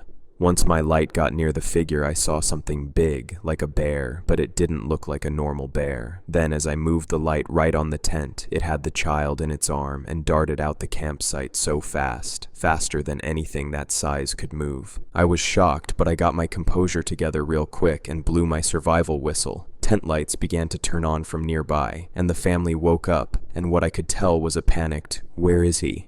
referring to their child. I yelled that someone abducted him and I joined them to go alert the park ranger. A search and rescue were immediately started. I don't know if they ever found the kid or not. All I did was give my side of the story, and once I was cleared, I went back to my travels. I mean, I was getting tired when this happened, so it could have been a bear, but the way it had that kid in its arm. Bears don't do that to people. I quickly left that area the following day, and though it was really hard for me, I hoped for the best for the family. This next story really creeped me out, not to the point where I ended my trip, but really made me question if I should continue on. It was late dusk. I was fishing near a river, hoping to get a few fish for dinner. Then, at the corner of my eye, I saw across the river those same lights in the sky, closer this time. I gazed back towards the river, and I shit you not, I saw what appeared to be two figures walking near the fire pit I made. They were skinny, about 7 feet tall, and had really big hands and making some sort of clicking sounds. I noped the fuck out of there and decided I would camp elsewhere that night. Safe to say I didn't sleep much that night. This is the last story I have of my trip that pretty much sealed the deal for me. Out of all the weird things I saw this, I can't explain. I ran into Sandy by sheer luck, asked her how she was, and if anything weird has happened since we went our separate ways. She said no, and was kind of worried about my question, and asked me, what did I mean by weird? I told her about the family with the missing child, and she had the face of someone who just heard their family member got cancer. I didn't mention the entities by the river as I didn't want to frighten her. She said she and her friend Emily had been backpacking and were going to the top of some dome, and asked if I wanted to join. I agreed, and we made our way to hike that day to the top of this dome peak. After a night of having a few drinks and good conversation, we all went to bed. In the middle of the night, I had to pee really bad, so I unzipped my tent, got out, and did my business, and right as I made my way back, I saw Emily just standing by the cliff looking out. I asked her what the hell she was doing. Is it so late? She didn't say anything, but I have to go. I told her. Go where? It's late. You really should go to bed, and don't get too close to the edge. You're going to fall off. She only responded, Okay, be back to bed soon. I found this whole conversation odd, but decided to just go back to bed. In the morning, I was awoken by Sandy. She was in a panic tone and said, John, where's Emily? I said, she's not in her tent. Maybe she went to look at the view. She was out last night doing that. But when we looked, she wasn't there. We could not find any trace of her friend. We looked for an hour in the woods nearby, calling for her name, but no answer. We were about to call an SOS. When we came back to our campsite, we saw Emily, right by the same cliff I saw her at last night. Sandy shouted, Emily, where did you go? We thought we lost you. Emily didn't respond. She looked like she was in a trance and began making her way closer to the edge of the cliff. Sandy said in a concerned voice, Emily, what are you doing? Get back here, you're going too close to the... Right as she was at the edge, she broke out of her trance and turned her head to Sandy and back to her feet in a look of confusion. Emily said, What? Why am I outside my tent? She took a step back and turned to make her way back to us. Sandy spoke. What are you talking about, Emily? But after Emily took that first step back to us, I can't explain it other than one moment she was making her initial step to go back to our campsite, and the next she was flung straight into the air like a rag doll by some unknown force. Emily screamed. Sandy screamed, Emily! I was in a state of shock, and then we heard a loud but distant thud. We didn't even bother to grab our gear. I just grabbed Sandy's hand and told her, We need to leave now. Sandy was shocked, tears in her eyes. But I broke her out of her state of shock by telling her, Run! She managed to pull herself together, and we ran. We ran for what felt like hours, but eventually we made it back to the lodge. The staff asked if everything was okay, and I just said, in an out-of-breath tone, Call the rangers. Our friend fell off a cliff. It's been a few days since then. Sandy and I spoke to the rangers and search and rescue personnel and told them where Emily had fallen. At first, they thought we could have had something to do with it, but given how far she fell off the cliff, or thrown, I should say, and us passing the polygraph test, we were cleared of suspicion. What was even more strange was the Rangers immediately dropped their investigation and began to call in the FBI. The sheriff sat me down and asked me simply, "Son, what really happened out there?" I couldn't hold it in any longer. I told him what really happened, and when he asked Sandy if this was true, she agreed. The sheriff took a long sigh and said, "That's what I figured. No way anyone could have pushed her that far off the cliff, let alone other things we found." I said, "What other things?" He only replied with, "That is none of your concern. The FBI will take over from here." I probably do not need to tell you this, but I highly advise you call the rest of your trip off. We were let go and given a hotel for the night to stay at to gather our composure, but before leaving, I spoke to a search and rescue officer and I asked them if they found Emily. He said they did, but it was strange. Having fallen off the cliff, one would think they would find her body in such a way. It was clear they died from a fall. But he said they found her body, but that her eyes and tongue were completely gone. That's all I could get out of him. The following day, Sandy and I exchanged contact info and went our separate ways. Before we left, she grabbed my hand and said, "I'm really glad I met you, John, and I'm sorry our trip had to end this way, but I'm glad we made it out alive. I won't forget you. Please be safe." She gave me a hug, kissed my cheek, and got in her car and drove off. I since have been doing a lot of reading on missing person cases, primarily missing 411, and realized that there is a surge of missing people in this national park, as well as others. The incident with Emily is very similar to a few cases I have come across. I do still hike and backpack. Sometimes Sandy joins me too, though even with my new perspective and safety measures, the way Emily was flung off that cliff in Yosemite, I don't think I will ever go back. Working for a national park nearly killed me. Something wants me back. Have you ever felt the forest staring back at you? Not the rustling leaves or the nocturnal sounds, but a presence, an unseen entity that breathes with the trees and whispers through the shadows. I've spent decades patrolling these woods as a park ranger, a witness to nature's beauty and brutality. But what I encountered out there, lurking beneath the canopy, made me question everything I thought I knew. It was late October, the trees were adorned in hues of crimson and gold, and the air held a biting chill. I received a distress call from a group of hikers who claimed they were lost in the woods. My gut told me something was off, a primal instinct that stirred unease within me. Ignoring protocol, I ventured alone into the maze of ancient trees, their twisted branches casting elongated shadows.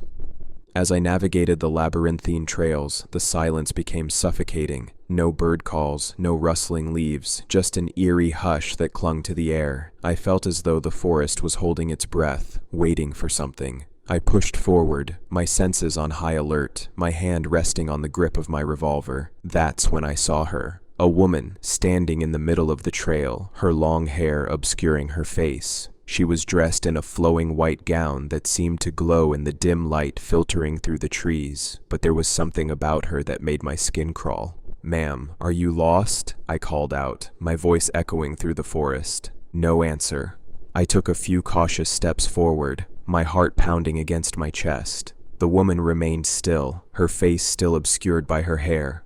As I got closer, I could see that her skin was deathly pale, almost translucent.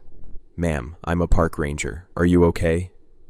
Suddenly, the woman's head snapped up, her hair falling away from her face. Her eyes were black as coal, and her lips twisted into a sinister smile. I gasped, taking a step back as she started to move towards me with an inhuman grace. I raised my gun, but I knew it would be useless against this otherworldly creature. The woman stopped, still grinning wickedly. "You shouldn't have come here," she hissed, her voice laced with a hint of amusement. "This forest belongs to us now." Us. The word echoed through my mind, sending shivers down my spine. I had heard stories of supernatural beings inhabiting the woods, but I never believed them. Until now. I watched in horror as the woman transformed before my very eyes. Her skin rippled, bones cracking as she grew taller and her limbs elongated, wings unfurled from her back, translucent and iridescent like those of a dragonfly. Her eyes glowed with an otherworldly light, and her mouth stretched impossibly wide to reveal rows of glistening, razor-sharp teeth. I stumbled backwards, tripping over a tree root and hitting the ground hard. The creature loomed over me as she regarded me with soulless black eyes. Before I could react, she lunged at me, her teeth sinking into my shoulder. I screamed, unable to comprehend the pain that tore through me. She pulled away, blood dripping from her jaws as she laughed, a sound that echoed through the forest like a death knell. I collapsed in shock, clutching my wound and rolling to my side. I searched frantically, but I was alone again, thankfully. Or not. I tried to radio for help and got nothing but static. My heart dropped as I realized I was going to die out here, alone and forgotten. Just another casualty in this godforsaken forest. My attacker's laughter echoed through the trees around me. That's when I realized I was still losing blood, and fast. The pain was slowly subsiding, my body weakening with each passing moment. Even if I wanted to get up and run, I wouldn't make it far. I was about to close my eyes for the last time when I heard a sound in the distance. It was faint but unmistakable, a child's laughter. I turned my head, and through the haze, I could see a little boy standing in the middle of the trail, perhaps 100 feet away. He looked to be about 8 years old, with messy brown hair and a tattered shirt. He stared at me with eyes the color of the sky, and I recognized him instantly. My own son, who had died in a car accident years ago. "Chris," I whispered, "is that really you?" I felt a spark of hope ignite in my chest. "Do you know the way out of here?" I asked frantically. The boy just stared back at me from the safety of the tree line, those same pools of unnatural darkness where his eyes should have been. "Why did you kill me, Daddy?" The boy's voice reverberated as though he were whispering directly into my ear. I froze, my mind reeling as I tried to process what was happening. "What are you talking about?" I asked the boy, my voice trembling. "You heard me. You killed me in the car accident, remember? I told you not to drink and drive, but you did it anyway. You shouldn't have done that, Daddy. You promised you wouldn't leave me." The boy's voice was tinged with anger, the same way mine would be if I were scolding him.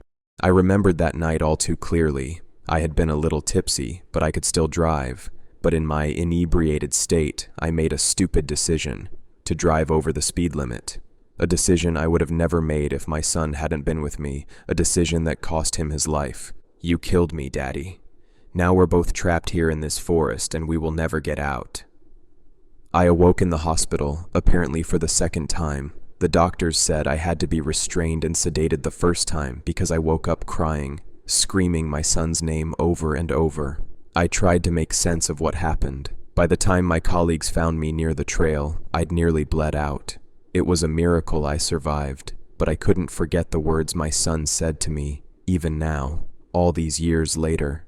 Despite my injuries, and regardless of the knowledge it couldn't really have been him, I'm going back there tonight. If I could just see him, maybe talk to him one more time, it will be worth it, no matter what happens to me. I know why so many people go missing from national parks. I don't know why I went to Mount Rainier. I mean, I know what I went to Mount Rainier for, but to this day I don't really know why I felt so compelled to go. I've always been obsessively curious. I think that's probably the best way to describe it. I get these fascinations for things out of seemingly nowhere, and once that fascination lodges itself in my head, it quickly starts to take over every waking aspect of my life, it seems. Thinking about it turns into reading about it. Reading about it turns into researching it as thoroughly as possible. Research leads to investigation, and the rabbit hole of my obsessions just goes and goes. And then, as suddenly as this obsession starts, it's gone. Complete and total disinterest. Just like that. Ever since I was a kid, it's been this way. I kinda compare it to an itch, and ultimately the only way to really stop an itch is to scratch it, right? I remember laying on my couch on a rainy off day from work and scrolling through YouTube while I waited for the Domino's guy to drop off some buffalo wings when a strange title I'd never heard of came up and caught my eye. Missing 411 Strange and Unexplained Disappearances in America's National Parks. As soon as I clicked on that video, I knew I'd found my newest obsession. The Dyatlov Pass incident I had been researching for months now was gone and out the window. Hindsight's always 20/20, as the saying goes. I had no idea that I was about to set an unchangeable course that led me to the horrifying reality I was soon to discover. 3 weeks and probably 100 videos, a handful of ordered books, and an endless scrolling through every forum and internet thread I could get my hands on, and I was still just as enamored with these missing 411s as I'd been when I first clicked on that initial YouTube video. I'd be genuinely surprised if there were a lot of people reading this who didn't know about David Paulides, the missing 411s, and all of confounding mysteriousness that surrounded these matters. But for those who might be out of the loop, I'll do my best to sum it up in few little bullet points for you, cliff notes or whatever. There have been a disturbingly large number of unexplained disappearances in America's national parks, and by large number, I mean 2,000. That's more than everyone in the North Tower on 9/11. 2,000 people just vanishing in the woods with no explanation whatsoever. 2. A lot of these people are never seen or heard from again. That in its own right is insane given the technologies that we have, and the massive searches that are sometimes carried out for these people. But what's even weirder is that the people that are eventually found leave us more questions than answers. Kids go missing and are found miles and miles away from the initial search zone, way further than even top survival experts are able to walk. People's bodies turn up in super obvious areas that have been searched multiple times by search and rescue teams. Search dogs will have a good obvious trail on the missing person and then just lose it. Sometimes all they find are the person's shoes. Sometimes they find the person with no shoes at all. Sometimes the bodies look like they've fallen from a great height, despite there being no high ground to fall off of, etc. Third, the number of times military units have been deployed to go and search for missing people is eyebrow-raising to say the least. The military is very effective, but they're not search and rescue. They're trained to seek and destroy, not really search and save. 4. The National Park Service gets very, very sketchy when it comes to any kind of further inquiry. This has led a lot of people to believe that they're covering something up. Now, me being the obsessive person that I am, immediately started trying to sleuth around for some kind of conclusion. What was the overall theory? What did people think was going on here? I guess because the speculation can go on forever. The theories go on forever too. Everything from rich megalomaniacs on hunting trips, aliens, wendigos and skinwalkers, Bigfoot abductions, parallel universes. The list is truly endless. So many different theories, and as wild as some of them might sound at first, it's beyond eerie how quickly they begin to sound more than rational, and even possible with just a little bit of explanation. But as I poured through the seemingly endless accounts and rumors, there was one theory that hit a stronger chord with me than the rest: feral people. In a nutshell, the theory is that during the Great Depression, maybe even earlier, people took off with their families deep into these wilderness regions to live off the land and get away from the crippling poverty of the cities and towns during that time. Generations of incest and isolation resulted in their ancestors being what we would consider feral, completely hostile, incapable of reasoning that we can comprehend, with a multi-generational knowledge of the land they lived in and how to survive it, paired with a relatively untouched, government-protected after all, access to a virtually endless number of resources. Other humans, if the opportunity presented itself, could not only be a decent food opportunity, but they were also food opportunity with extremely valuable tools just ripe for taking, like cereal with a fucking prize in the box. Can you imagine how valuable a water bottle would be to a caveman? How wildly priceless a fishing pole would look? The National Park Service knows about these feral people, but they also know it'd be a huge risk to go traipsing in the wilderness looking for bloodthirsty cannibals that are more competent and dangerous than even the most apex predators they live with. They also provide an extremely valuable insight for scientists to study all sorts of things about human nature. But from time to time, they get a little too close. Or they get too bold and give their locations away. The military gets called in to dispose of these tribes in a discreet and efficient manner before more people disappear. And as a result, more people take to the woods to find their missing people. For whatever reason, this theory made perfect sense to me. Well, almost perfect sense. It checked almost all the boxes. Children and elderly people go missing because they're the easiest to overpower. Hikers who are by themselves go missing because they're by themselves and can be ambushed quicker than a group of hikers could. Hunters go missing because they're far off the beaten path and they have weapons that are worth the risk. It even explains why bow hunters tend to go missing more than gun hunters. Bows are easier to figure out and lower maintenance. We already know people go missing without a trace and are never found again. Would it be so wild to say in the same breath that people are never found in the first place for the same reasons? Even most of your Bigfoot sightings in these national parks could be explained with the feral people theory. Imagine what you would look like if you had never had a haircut, if you'd never taken a shower, or clipped your nails, or combed your hair, or shaved your beard. Throw a Habsburg jaw or a heavy brow in the mix from years of intrafamilial breeding, and you're pretty much the perfect definition of a Sasquatch at that point. But for all the information and cross-examinations that I would read about to seemingly prove this theory, there were admittedly a few glaring loopholes that with a bit more thought would very quickly start to pull the whole idea apart. Humans are truly a scourge on this planet. Anywhere we go, we leave a mess. We make smoke from fires. We burn things down accidentally. We cut down trees and leave bones lying all over the place. The very steps we take kill the forest floor, leaving huge patches of dirt wherever we stay for more than a few days. We are hands down the easiest animal to find. Every human that's ever walked the earth inherently believes that the earth is theirs. I guess that manifests even in the most unconscious of ways. Not to mention the scientific probabilities, infertility that comes with incest, crippling genetic mutations, etc.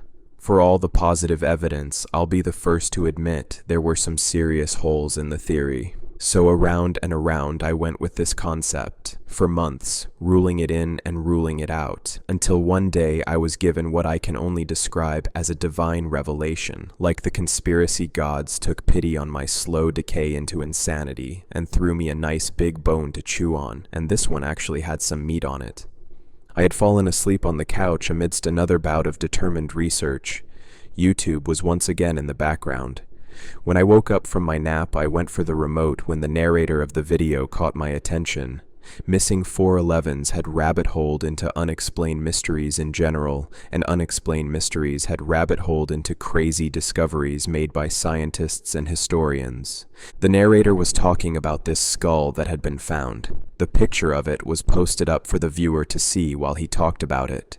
It was an old, weathered-looking skull that had puncture holes in the cranium part. Because of these holes, scientists thought for a long time that this child had been the victim of a human sacrifice. But through a series of discoveries, it was made apparent that this child in actuality had been picked clean off the ground by a crowned eagle. Suddenly it hit me. I sprang out of my seat like a madman as all the pieces began to fall together like in a Rubik's Cube that was all but solving itself. Giant fucking eagles. I know, it sounds ridiculous.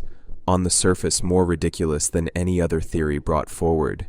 But like my dad always said, the difference between batshit and guano is the stuff that's inside it, and this was no different. I'm not going to get into every painful detail here, but I do have to point out a few just to show you where I'm coming from here. 1.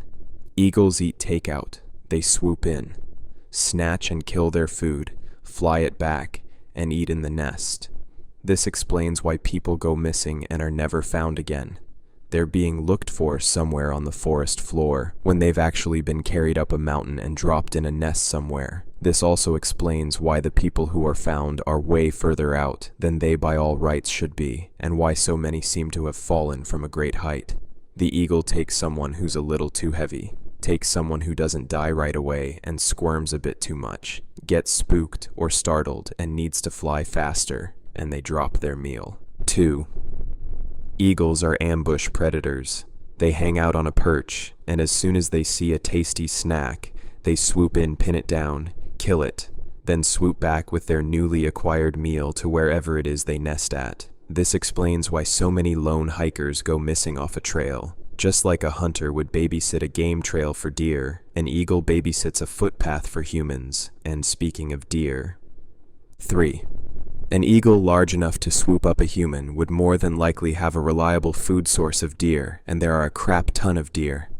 In Yellowstone alone, there are over 2,000 mule deer running around, and that's just mule deer, and this is the very reason why hunters go missing. If you're out hunting a deer, then chances are you're wearing scents and making deer calls. In other words, you are actively trying to convince deer that you are, in fact, also a deer, but the same artificial smells and bleats that would attract a nice big 10-point would just as easily be a free food sign for a large bird of prey. 4. This also explains why so many times only aspects of the missing person have been found. Shoes, backpacks, cameras, hiking sticks, bows, etc. Eagles are smart creatures. They probably learned pretty quickly that there's a lot of stuff on these humans that aren't edible.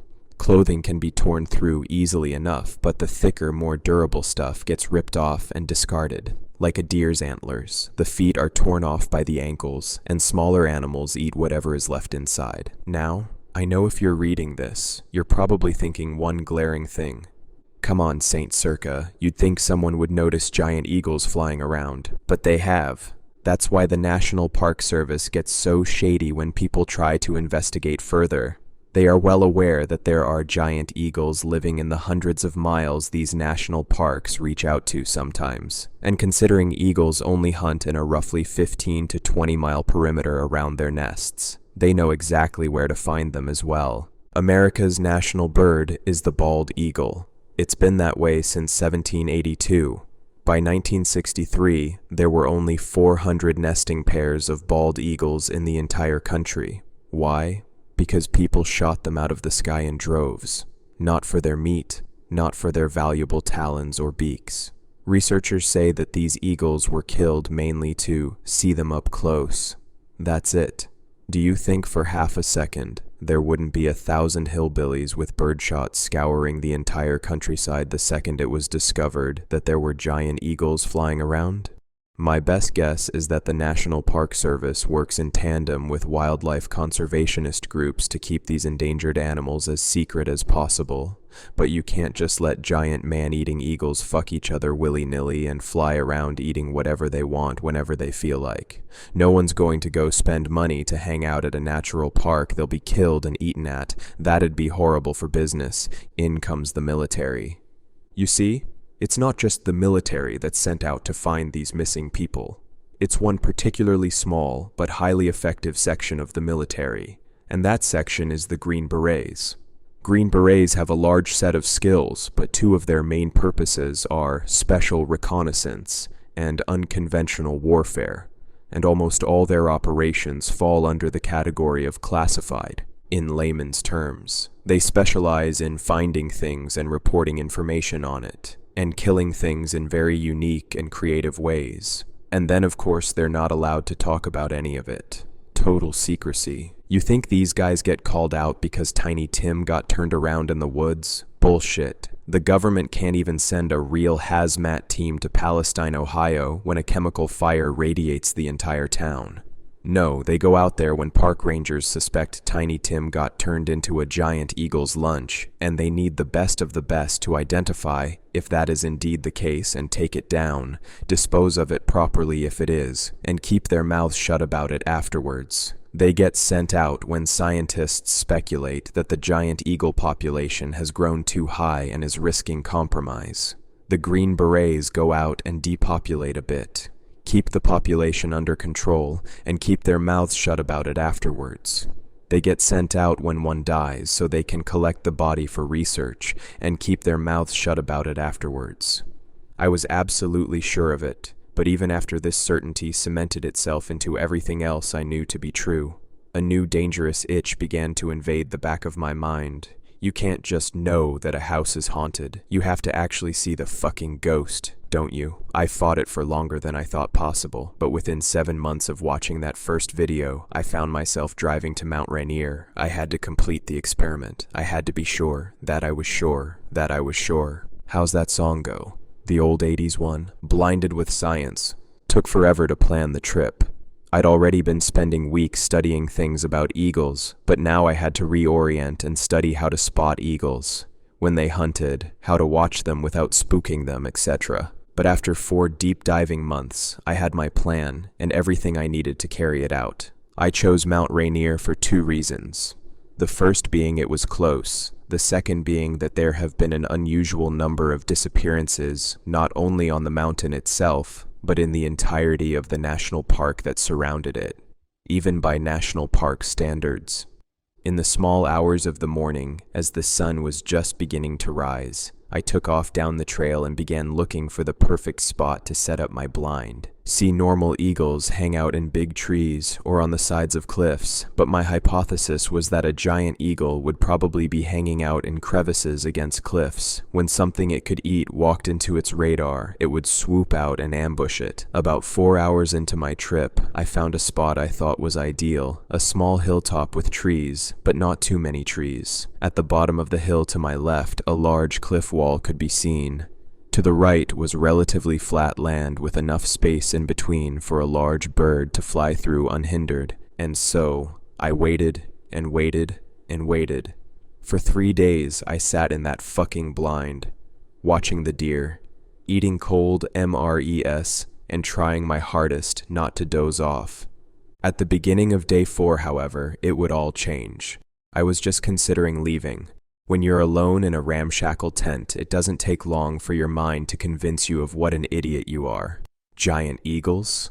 Come on, Saint Circa. Look at all the time you've wasted. Why can't you get hooked on something productive? As a big 10-point stepped out of the brush into the area just in front of me, I watched it with a sort of boredom. Deer are cool the first time you see one, but this had to have been the 100th deer in 3 days that I'd seen. And at the end of the day, they're just horses with antlers. They mosey, they eat, they poop and leave. I guess in my boredom I didn't really notice how quiet the forest had gotten. The deer did though. It stopped mid-bite and perked its head up, locked rigidly into place with a big mess of grass hanging out of its mouth. And that's when it happened.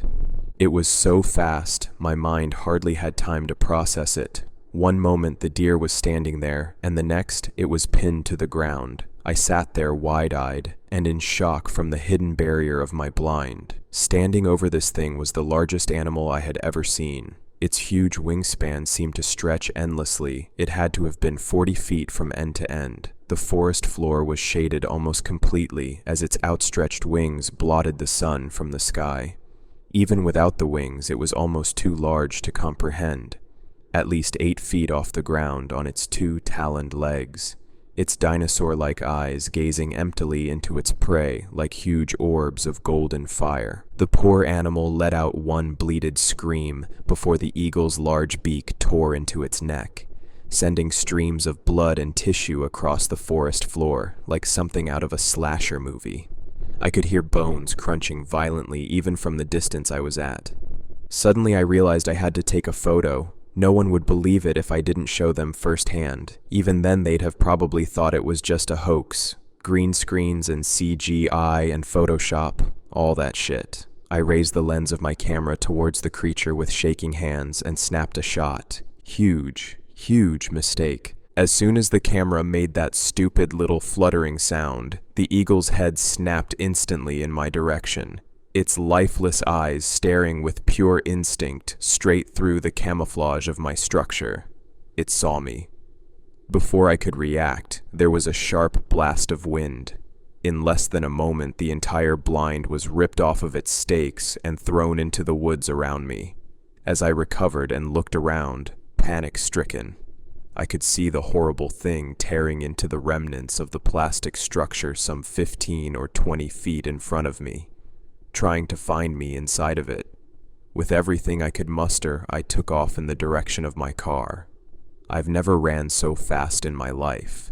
It took a long time to get back to my car, and the few times a stop to try and catch my breath or dry heave, I was all but sure would result in me being another missing 411 on Mount Rainier.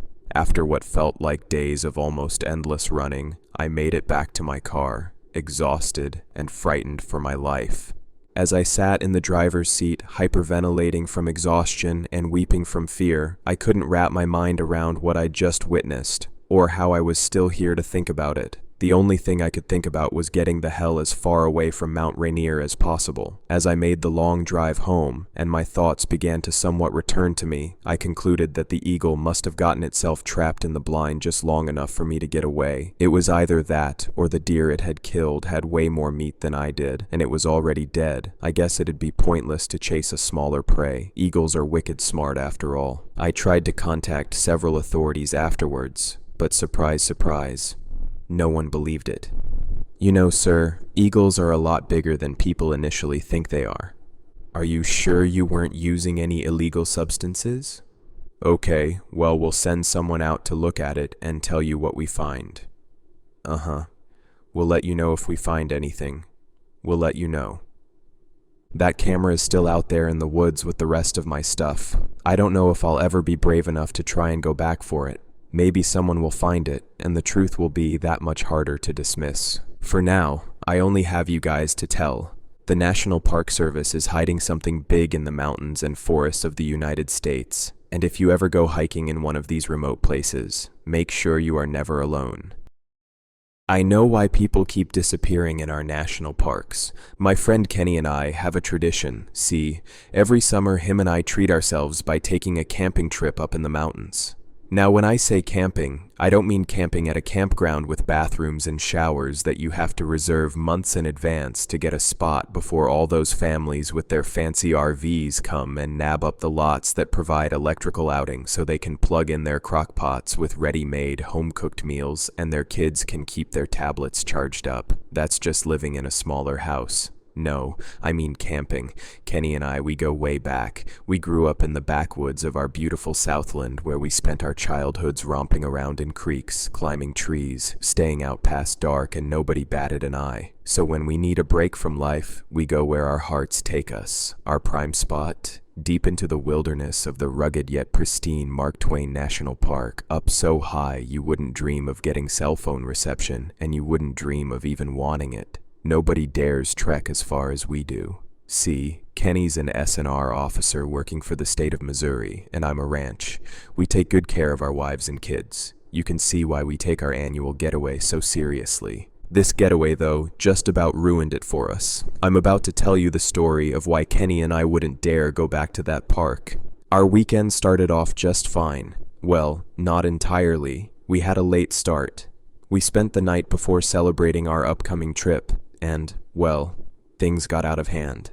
We partied a little too hard and had a late start so we could sleep off our hangovers. We made it to the parking lot about 2 hours before sundown, just enough time to set up camp on nightfall. We loaded up our gear, locked the truck, and went on our way. About an hour and a half into our hike, we were coming up on our usual spot to set up camp for the week. It's on this cliffside, with a clearing we dug out years ago. The view over the forest we have from up there can't be beat, and there's a plentiful creek nearby to get all our fishing and bathing done in. It's perfect for us, or at least it was, until this year. We were almost there, and all of a sudden, we stopped and locked eyes. The woods were too quiet, and we knew something was up.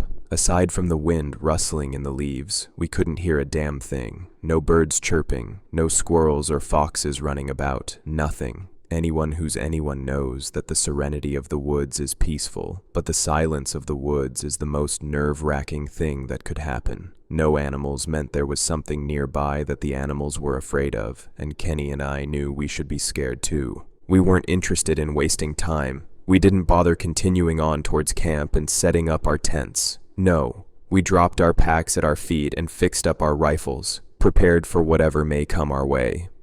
By then, the sun had fallen down the horizon and we lost just about all our light. Just as we finished loading up our guns, a smell came over us. The closest I could describe this odor would be what comes out of an overflowing outhouse that's been rotting all summer. It sure as shit wasn't a skunk, or anything we've gotten used to in our years camping up here. This wasn't normal. Moments later, the earth began to shake. There seemed to be a noise, but it could have been the sound of our blood rushing in our ears as our rib cages rattled. We could feel our core trembling with the vibrations of the earth rising in our feet. Kenny says he thought he had to take a fear shit. I knew better. Something was coming down on us that our ears weren't tuned to hear, but we felt it, like a beating drum in our chests. Thump, the thump, the thump. There was something we could hear, though, and that was the sound of trees breaking. It's a deafening sound, the crack of a trunk that's been growing for centuries. We just about shit ourselves at the first crack, and at the second, we cocked our rifles toward the west from where the sound came and braced ourselves. I can't describe to you what I saw in full glory. It's unlike anything I've witnessed before, an entity of some kind, I suppose. A beacon of light shone from about 8 feet above us, a sickly yellow light that beckoned our lives. 2 lights. Maybe a pair of eyes. They say eyes are the windows to the soul, and I don't know what kind of soul I was looking at, but whatever it was, it knew more than me.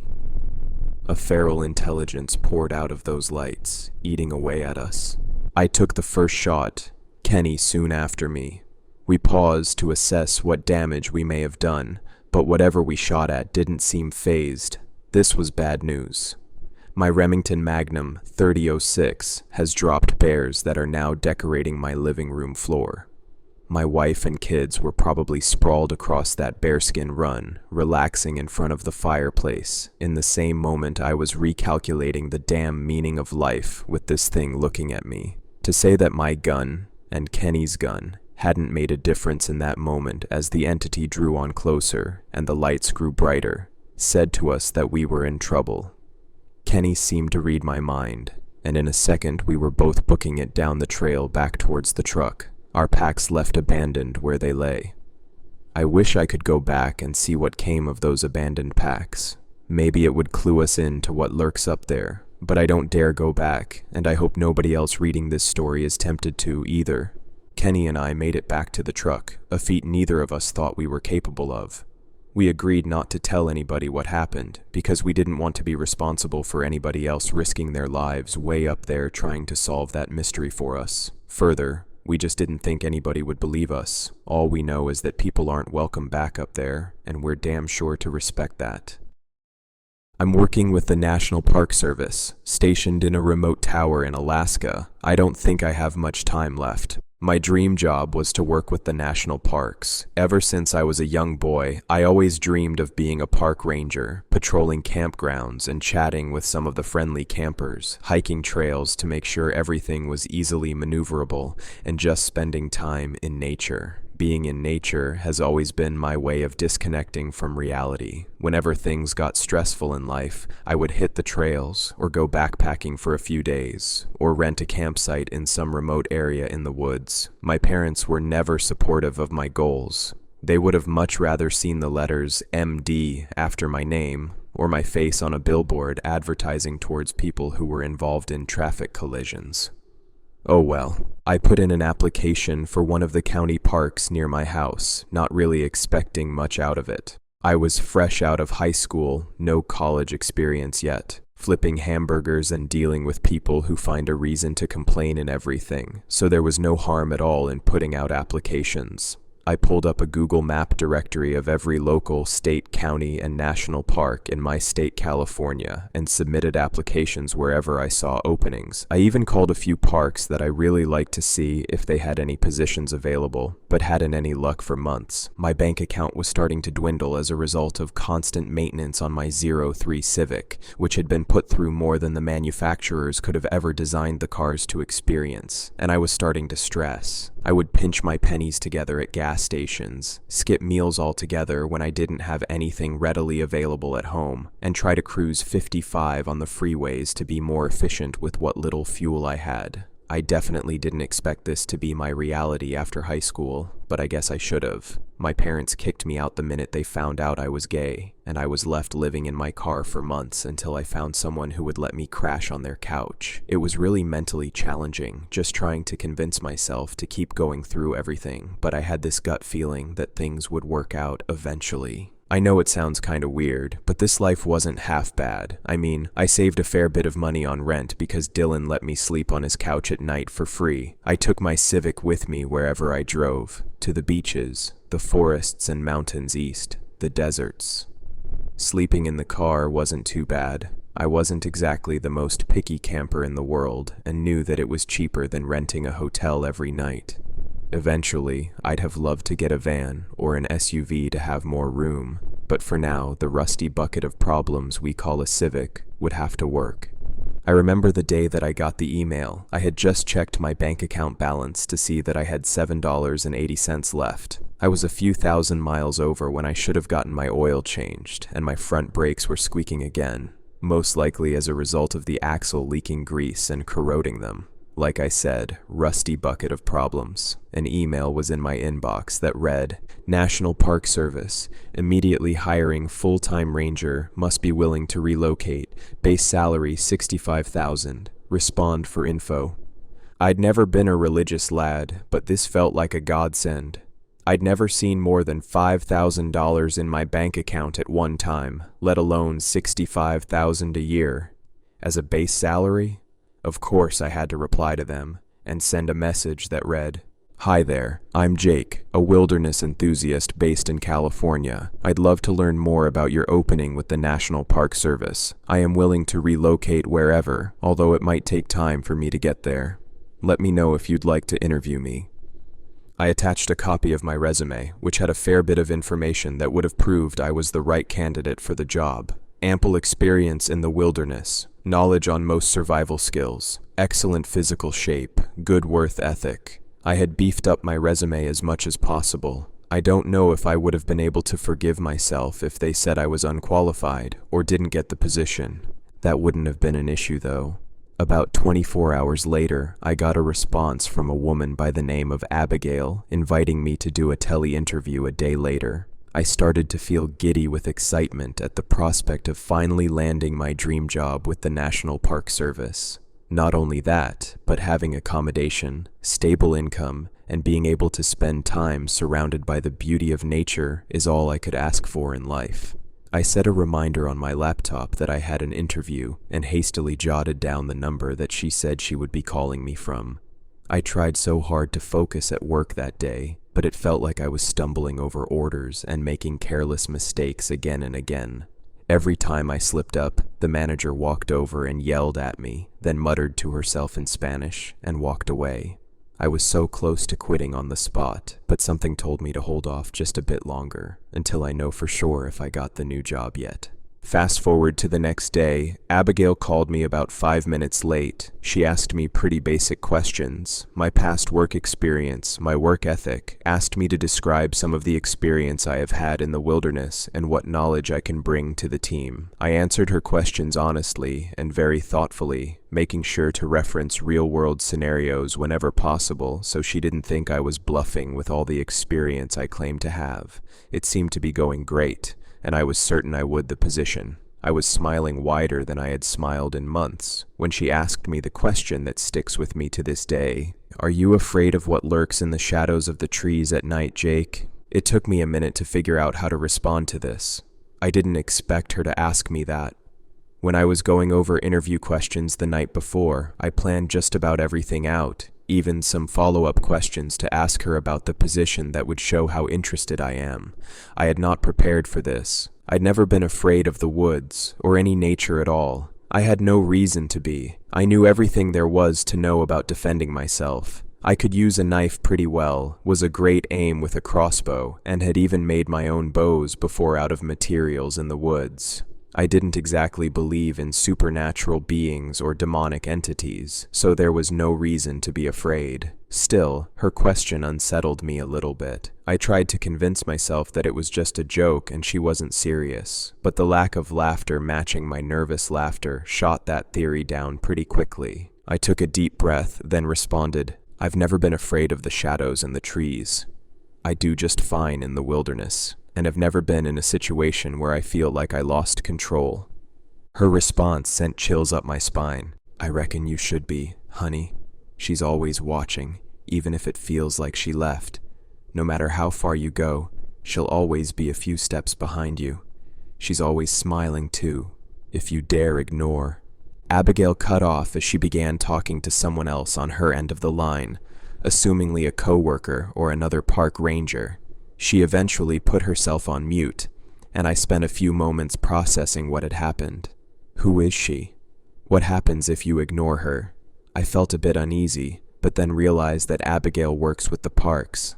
I feel like, to work with the NPS, you have to be at least a bit crazy. Not many people would want to give up the luxuries of fast internet, guaranteed electricity, and a healthy social life to live alone in the middle of the woods patrolling and yelling at people who started fires outside of fire pits. Even if you weren't crazy getting in, chances are by the time you retire, you'll have a therapist on speed dial. I tried to chalk it up to being that, an older lady who was starting to lose her mind, and brushed it off as no big deal. Just as I came to my conclusion, I heard Abigail's voice on the other end of the line again. "Congratulations, Jake. You're perfect for the position. We're going to send you a ticket for your plane that'll be embarking to Alaska to start in Denali National Park in 3 days. Do you have any more questions?" I froze for a minute. I was going to Alaska in 3 days. This moment was honestly the happiest of my life thus far. The realization that everything I had dreamed of was starting to fall into place. I was likely going to be surrounded by millions of trees, millions of acres of land, and one of the most beautiful landscapes the world has to offer. It had been my dream to visit Alaska one day, and now I got to live there and get paid to do so, but I had to find out more. I wanted to know what she meant earlier about the girl who watches you. Even though I'm almost positive it was nothing, I wanted to hear it from her, just to ease my racing mind. I decided to start with a pretty general question. "What should I bring with me?" I asked. She responded quickly, "Just your clothing and anything you might want in your station. Phone, laptop, and charger, winter clothing, a few decorations or memories from home, any other weird gadgets you love, and maybe a pocket knife. We'll provide everything else you need." I didn't exactly have a lot to my name, aside from my car and a few boxes of crap that I had collected over the years, so I figured I'd pack light. I had to do a bit of shopping for winter clothing, as it's never cold enough to warrant heavy jackets in Southern California, but that would be a lot easier when I had the couple $100 my car was worth in pocket. I felt like we were comfortable enough with each other, so I asked the question, "You said something earlier about a woman who watches you?" I asked hesitantly, half expecting her to hang up on me and deny me the job right then and there. But she chuckled and responded, "Oh, sorry about that. Sometimes my brain acts all wonky with these interviews." She cleared her throat and continued, "It was just one of those moments, nothing to be afraid about." That explanation resonated with me, and I thanked her for her time and hung up. I could hardly sleep at night. Anticipation for my flight and vivid dreams about the forests, the wildlife, and life as a ranger filed my thoughts constantly. One night it got so hard, I had to take Benadryl just to make myself drowsy enough to get a few hours of shut-eye.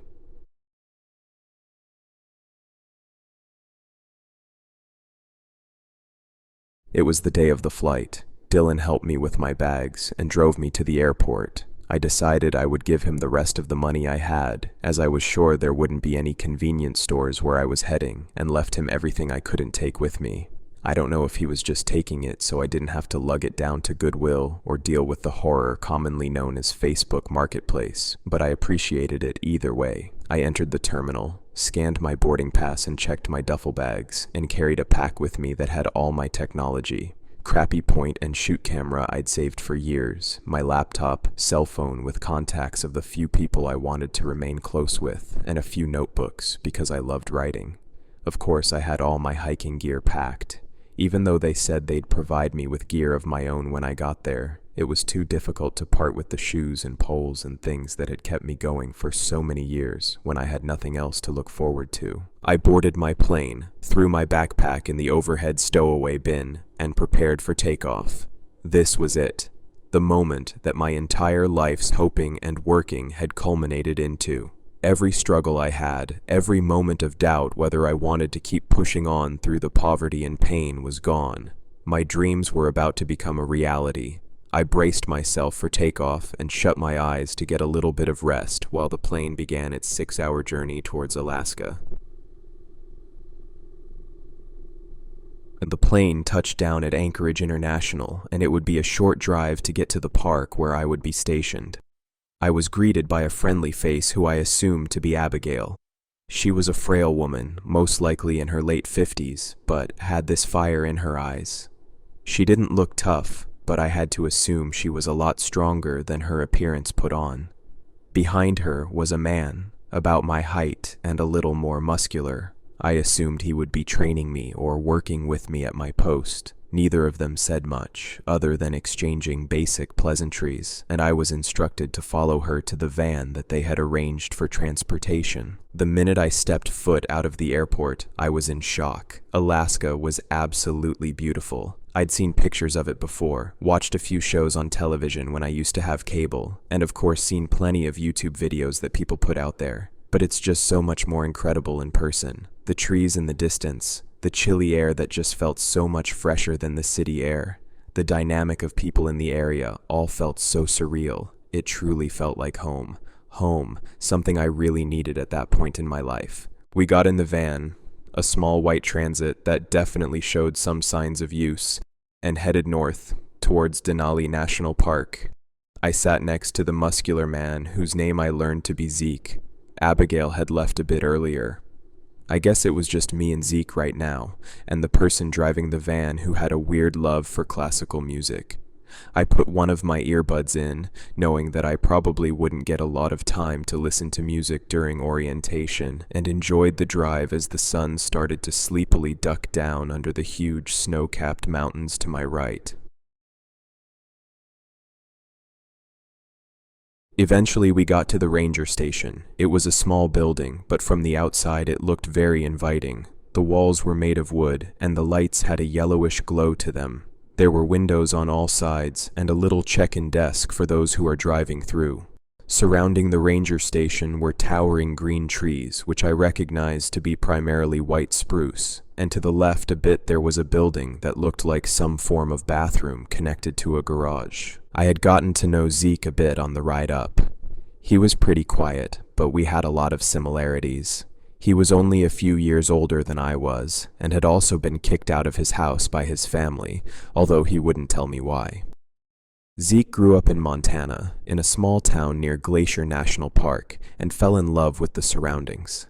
He told me he'd been working for the national parks for a year now, and was bumped up to one of the lead positions at Denali. I really felt like I could get along with Zeke, although there was something a bit off about him. It felt like he was hiding something. It had to have been the voice. It sounded as if there was some underlying fear or anxiety in his tone. Oh well, he seemed to be a really good person, and I'd be working with him indefinitely, so there was an obligation to get along to some extent. If something happened to one of us, we had to be able to depend on the other for help. I wasn't used to this, and I knew it wouldn't come as easy as the textbooks make it feel, but it was something I could work towards. As the van pulled up to the garage next to the facilities, I motioned to get out, but Zeke reached over me and pulled the door shut once more. "You're not stopping here," he said with a grin. "You'll be stationed in a tower about 5 miles north in the forests. Everything you need should be there. A hunting rifle, clothing, gear, your phone, and the numbers that you may need to call, and a handbook with all the information that you'll need for now." He paused for a moment, then continued. "I know it sounds silly, but make sure to read every page in the handbook. It's not that long, and the last guy who didn't." I could see a look of regret on Zeke's face as he realized that he had shared too much. Well, he had to replace somehow, and that's why you're here. It must have been evident that I had a look of shock on my face. I wish I had known this before I signed up for the position, but I guess it made sense. You're working in a remote area in the wilderness. All kinds of wildlife could cut your life short. If you don't know everything there is to know about the area, you could be caught with your pants down with a hungry bear looking right up at you, so to speak. I smiled and said, "I'll read it all. Don't worry." The expression on his face appeared genuine, and Zeke waved as he jumped out of the van and headed towards the ranger station. I adjusted around a bit and put my feet up against the vacant left side of the van.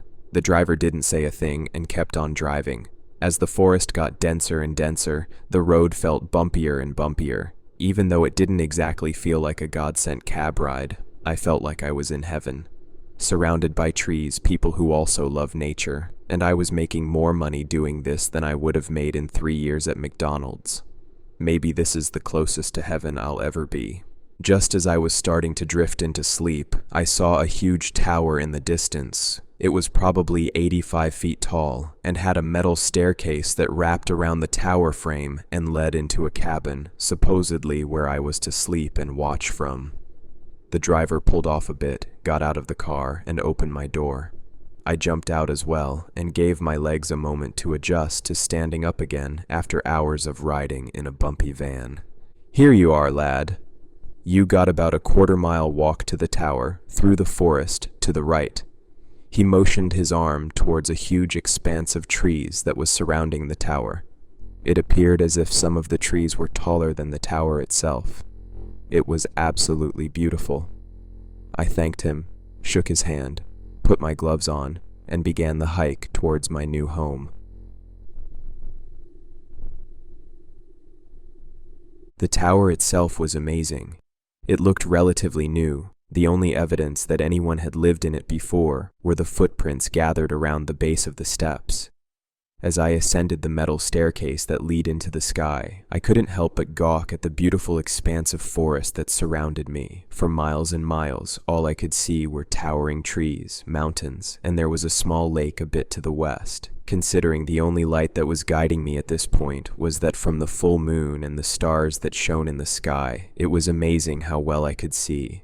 It was such a contrast from the mundane city views that I had grown to abhor and beat any hike or backpacking trip I had ever done by a long shot. A bright orange light helped me find the door. There were windows on 3 of the 4 sides of the tower, the 4th being the wall my bed was up against. When I entered the small cabin, there was a gunmetal filing cabinet and a wooden desk right next to the bed, and a locker which I presumed to hold all of my new belongings and the rifle. Around the unit were posters from various parks in Alaska, a few pictures of the staff team, and little notes about things you can see from each window. On the wooden desk was a handbook, assumingly the one I was informed about earlier. There was a black phone connected to a landline and a little memo pad that was turned upside down. I spent a few hours reading the handbook. Nothing out of the ordinary. It outlined what I was supposed to be doing, some of the standard operating procedures for common events, and gave me a breakdown of the wildlife and the plants that I would likely encounter. There was a map on one of the last pages that showed my tower in relation to the other towers throughout the park, and the headquarters Zeke got dropped off at. For the most part, I was just fire watch and patrolling for now. Every 2 days, I would hike a trail nearby my station and make sure that no fallen logs or huge grizzly corpses stopped trekkers and trucks from exploring the park.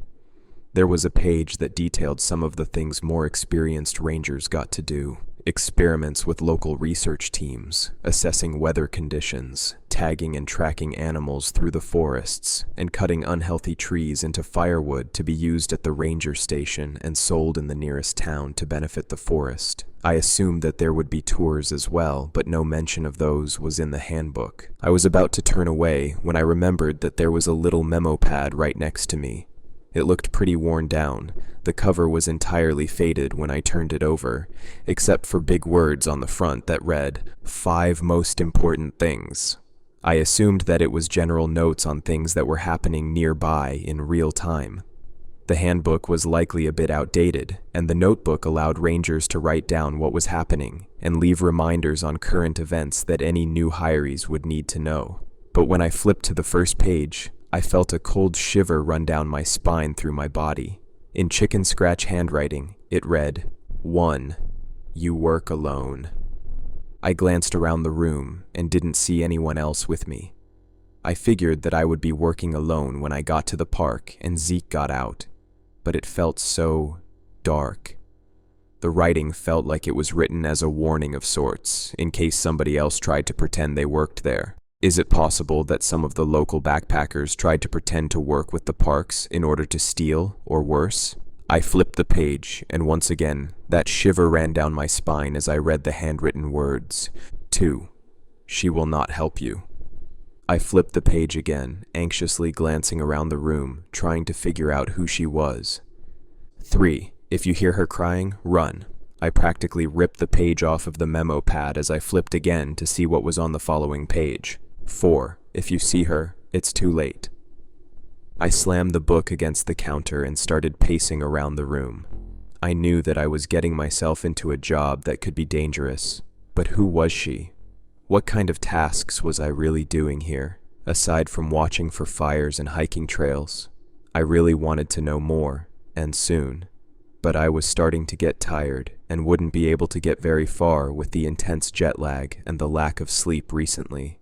I took off my shirt and boots and set my backpack down next to the cot I'd be sleeping in.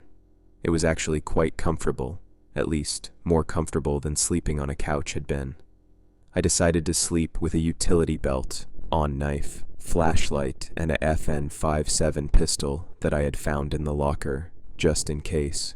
All of this would blow over in the morning when I got answers, I'm sure. At least that's what I told myself as I tossed and turned in bed for 20 minutes trying to calm my nerves.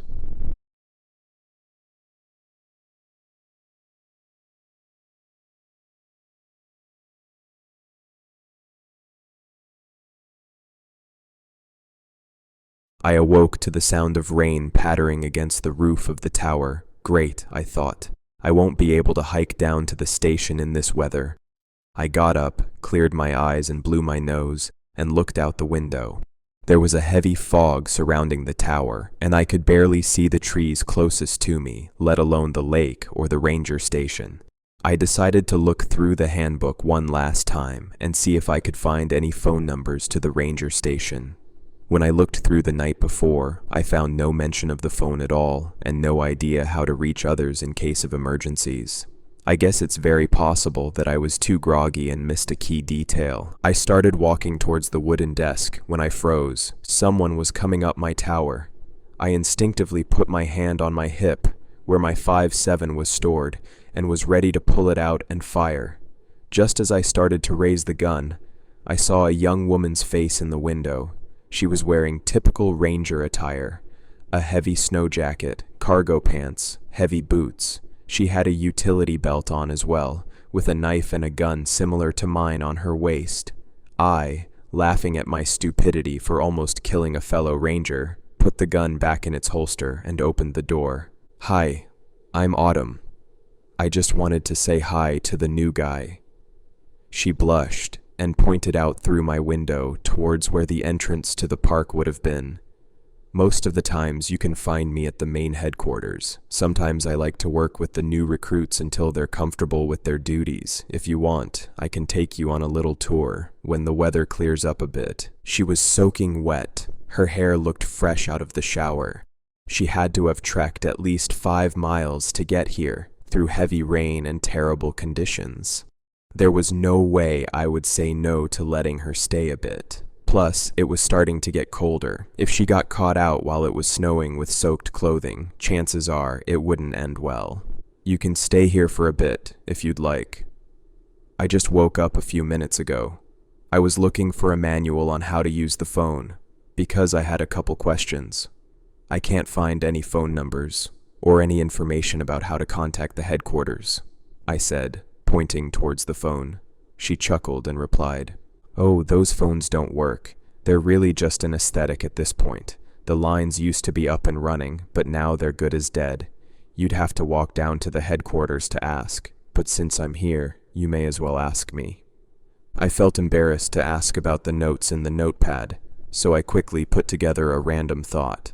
What do we do about getting food here? Do they do supply runs to resupply the towers? Or do you have to walk to pick up your own? I mean, it wasn't a bad question at all. Besides, I was getting hungry and couldn't find any food around the room. They'll bring it by in a few hours, she said, smiling. It's not exactly what I'd call comfort food, but it fills the stomach and gives you the energy you need to keep trekking. I smiled, thinking back to all the times that I had gone hungry because I couldn't afford to eat. I wasn't eager to tell Autumn my entire life story, so I stayed silent. But the prospect of getting food handed to me, and decent, livable food, made me livid with excitement. By the way, HQ told me to tell you that there was an incident on one of the trails not too far from here. Since it's in your territory, they want you to check it out. Something about a boulder that's obstructing the path. I guess it became dislodged with the rain and rolled down the hill. I didn't realize how long it had been raining. I guess it had to have started while I was sleeping, since there was a steady pour by the time I awoke. I'll check it out when the weather clears up. Do you know where it is? It's west of here. If you look on the map in your handbook, you'll see a trail called Boulder Ridge Loop. It's a 7-mile loop trail that goes around a mountain. I laughed. Ironic, huh? The boulder destroyed the Boulder Ridge Loop. Do you know exactly how much more rain we're going to get tonight? She shook her head. Not sure, to be honest. Chances are it'll get light for a few hours, then start raining pretty heavily again. If I were you, when it starts to ease, I would head out as fast as you can and try to assess what happened. She paused for a moment, then continued. I'd be more than happy to tag along if you'd like the company. To help, plus it might be difficult to determine the trailheads on your first full day. That sounds great. I'm going to get changed and start getting ready, so we can leave in an instant. She started walking towards the door and said, I'll wait near the trailhead. Don't dilly-dally too long, buddy. She gave me a friendly wave and jogged down the metal steps.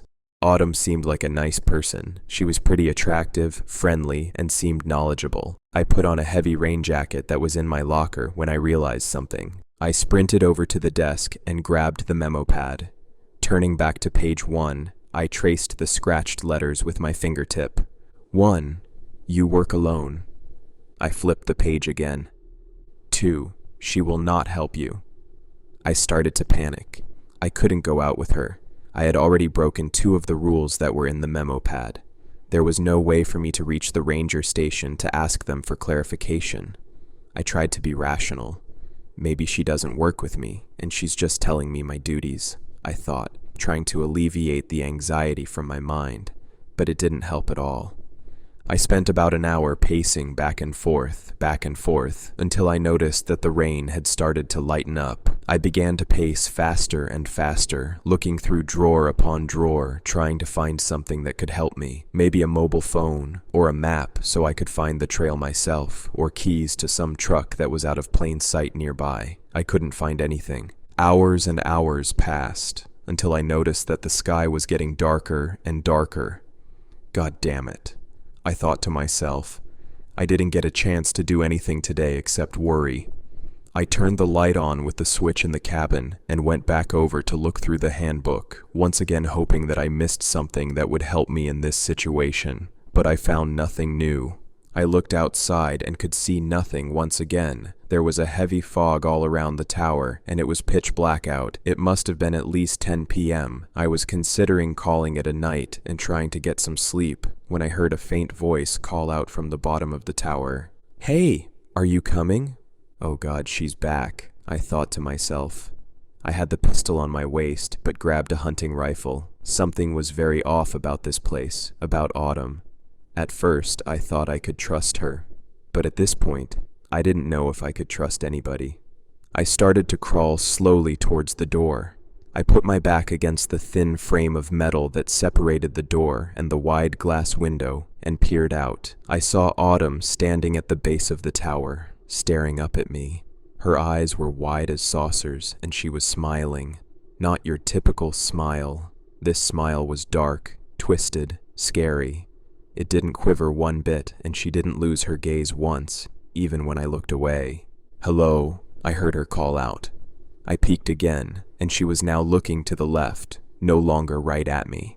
I reached for the door and slowly creaked it open when I heard it. I heard her begin wailing, not your typical "I stubbed my toe on a coffee table" wail. Her screams were piercing. It was impossible to think straight. Even the constant pour of rain couldn't drown out her wailing. I remembered the third number in the memo pad and began to shake. 3. If you hear her crying, run. I swung open the door and started to run down when her gaze immediately locked onto me. Her eyes had turned pure white, and she immediately stopped wailing and smiled once more. Saliva dripped down from her teeth, and she began to laugh as she locked her eyes with mine. And if that wasn't bad enough, blood began to pour out of her eyes. I'm not talking a little bit. It was running down her face and collecting in the collar of her ranger jacket. Her once beautiful hair was beginning to fall out by the second, and she began to tremble uncontrollably, as if she was about to explode. 4. If she sees you, it's too late. In a split second, I drew my hunting rifle. She began to sprint up the stairs, faster than any animal I had ever encountered. Her steps were effortless and didn't stumble one bit. I immediately aimed at her and fired. A bullet hit her right in the chest, and I saw her smiling corpse fall through the cracks between the metal steps. A pool of blood erupted from her body, and she lay motionless. I sprinted back into the tower, leaving my rifle on the deck, and slammed the door shut. With all the strength I had left, I pushed a filing cabinet against the metal cabin door and immediately collapsed against the cold metal as I listened to the rain drum against the roof of my tower. I was in shock, drained, exhausted, confused, and afraid. I don't know what that thing was, but it would bother me no more. I felt a wave of relief rush over me. All I had to do was make it to morning.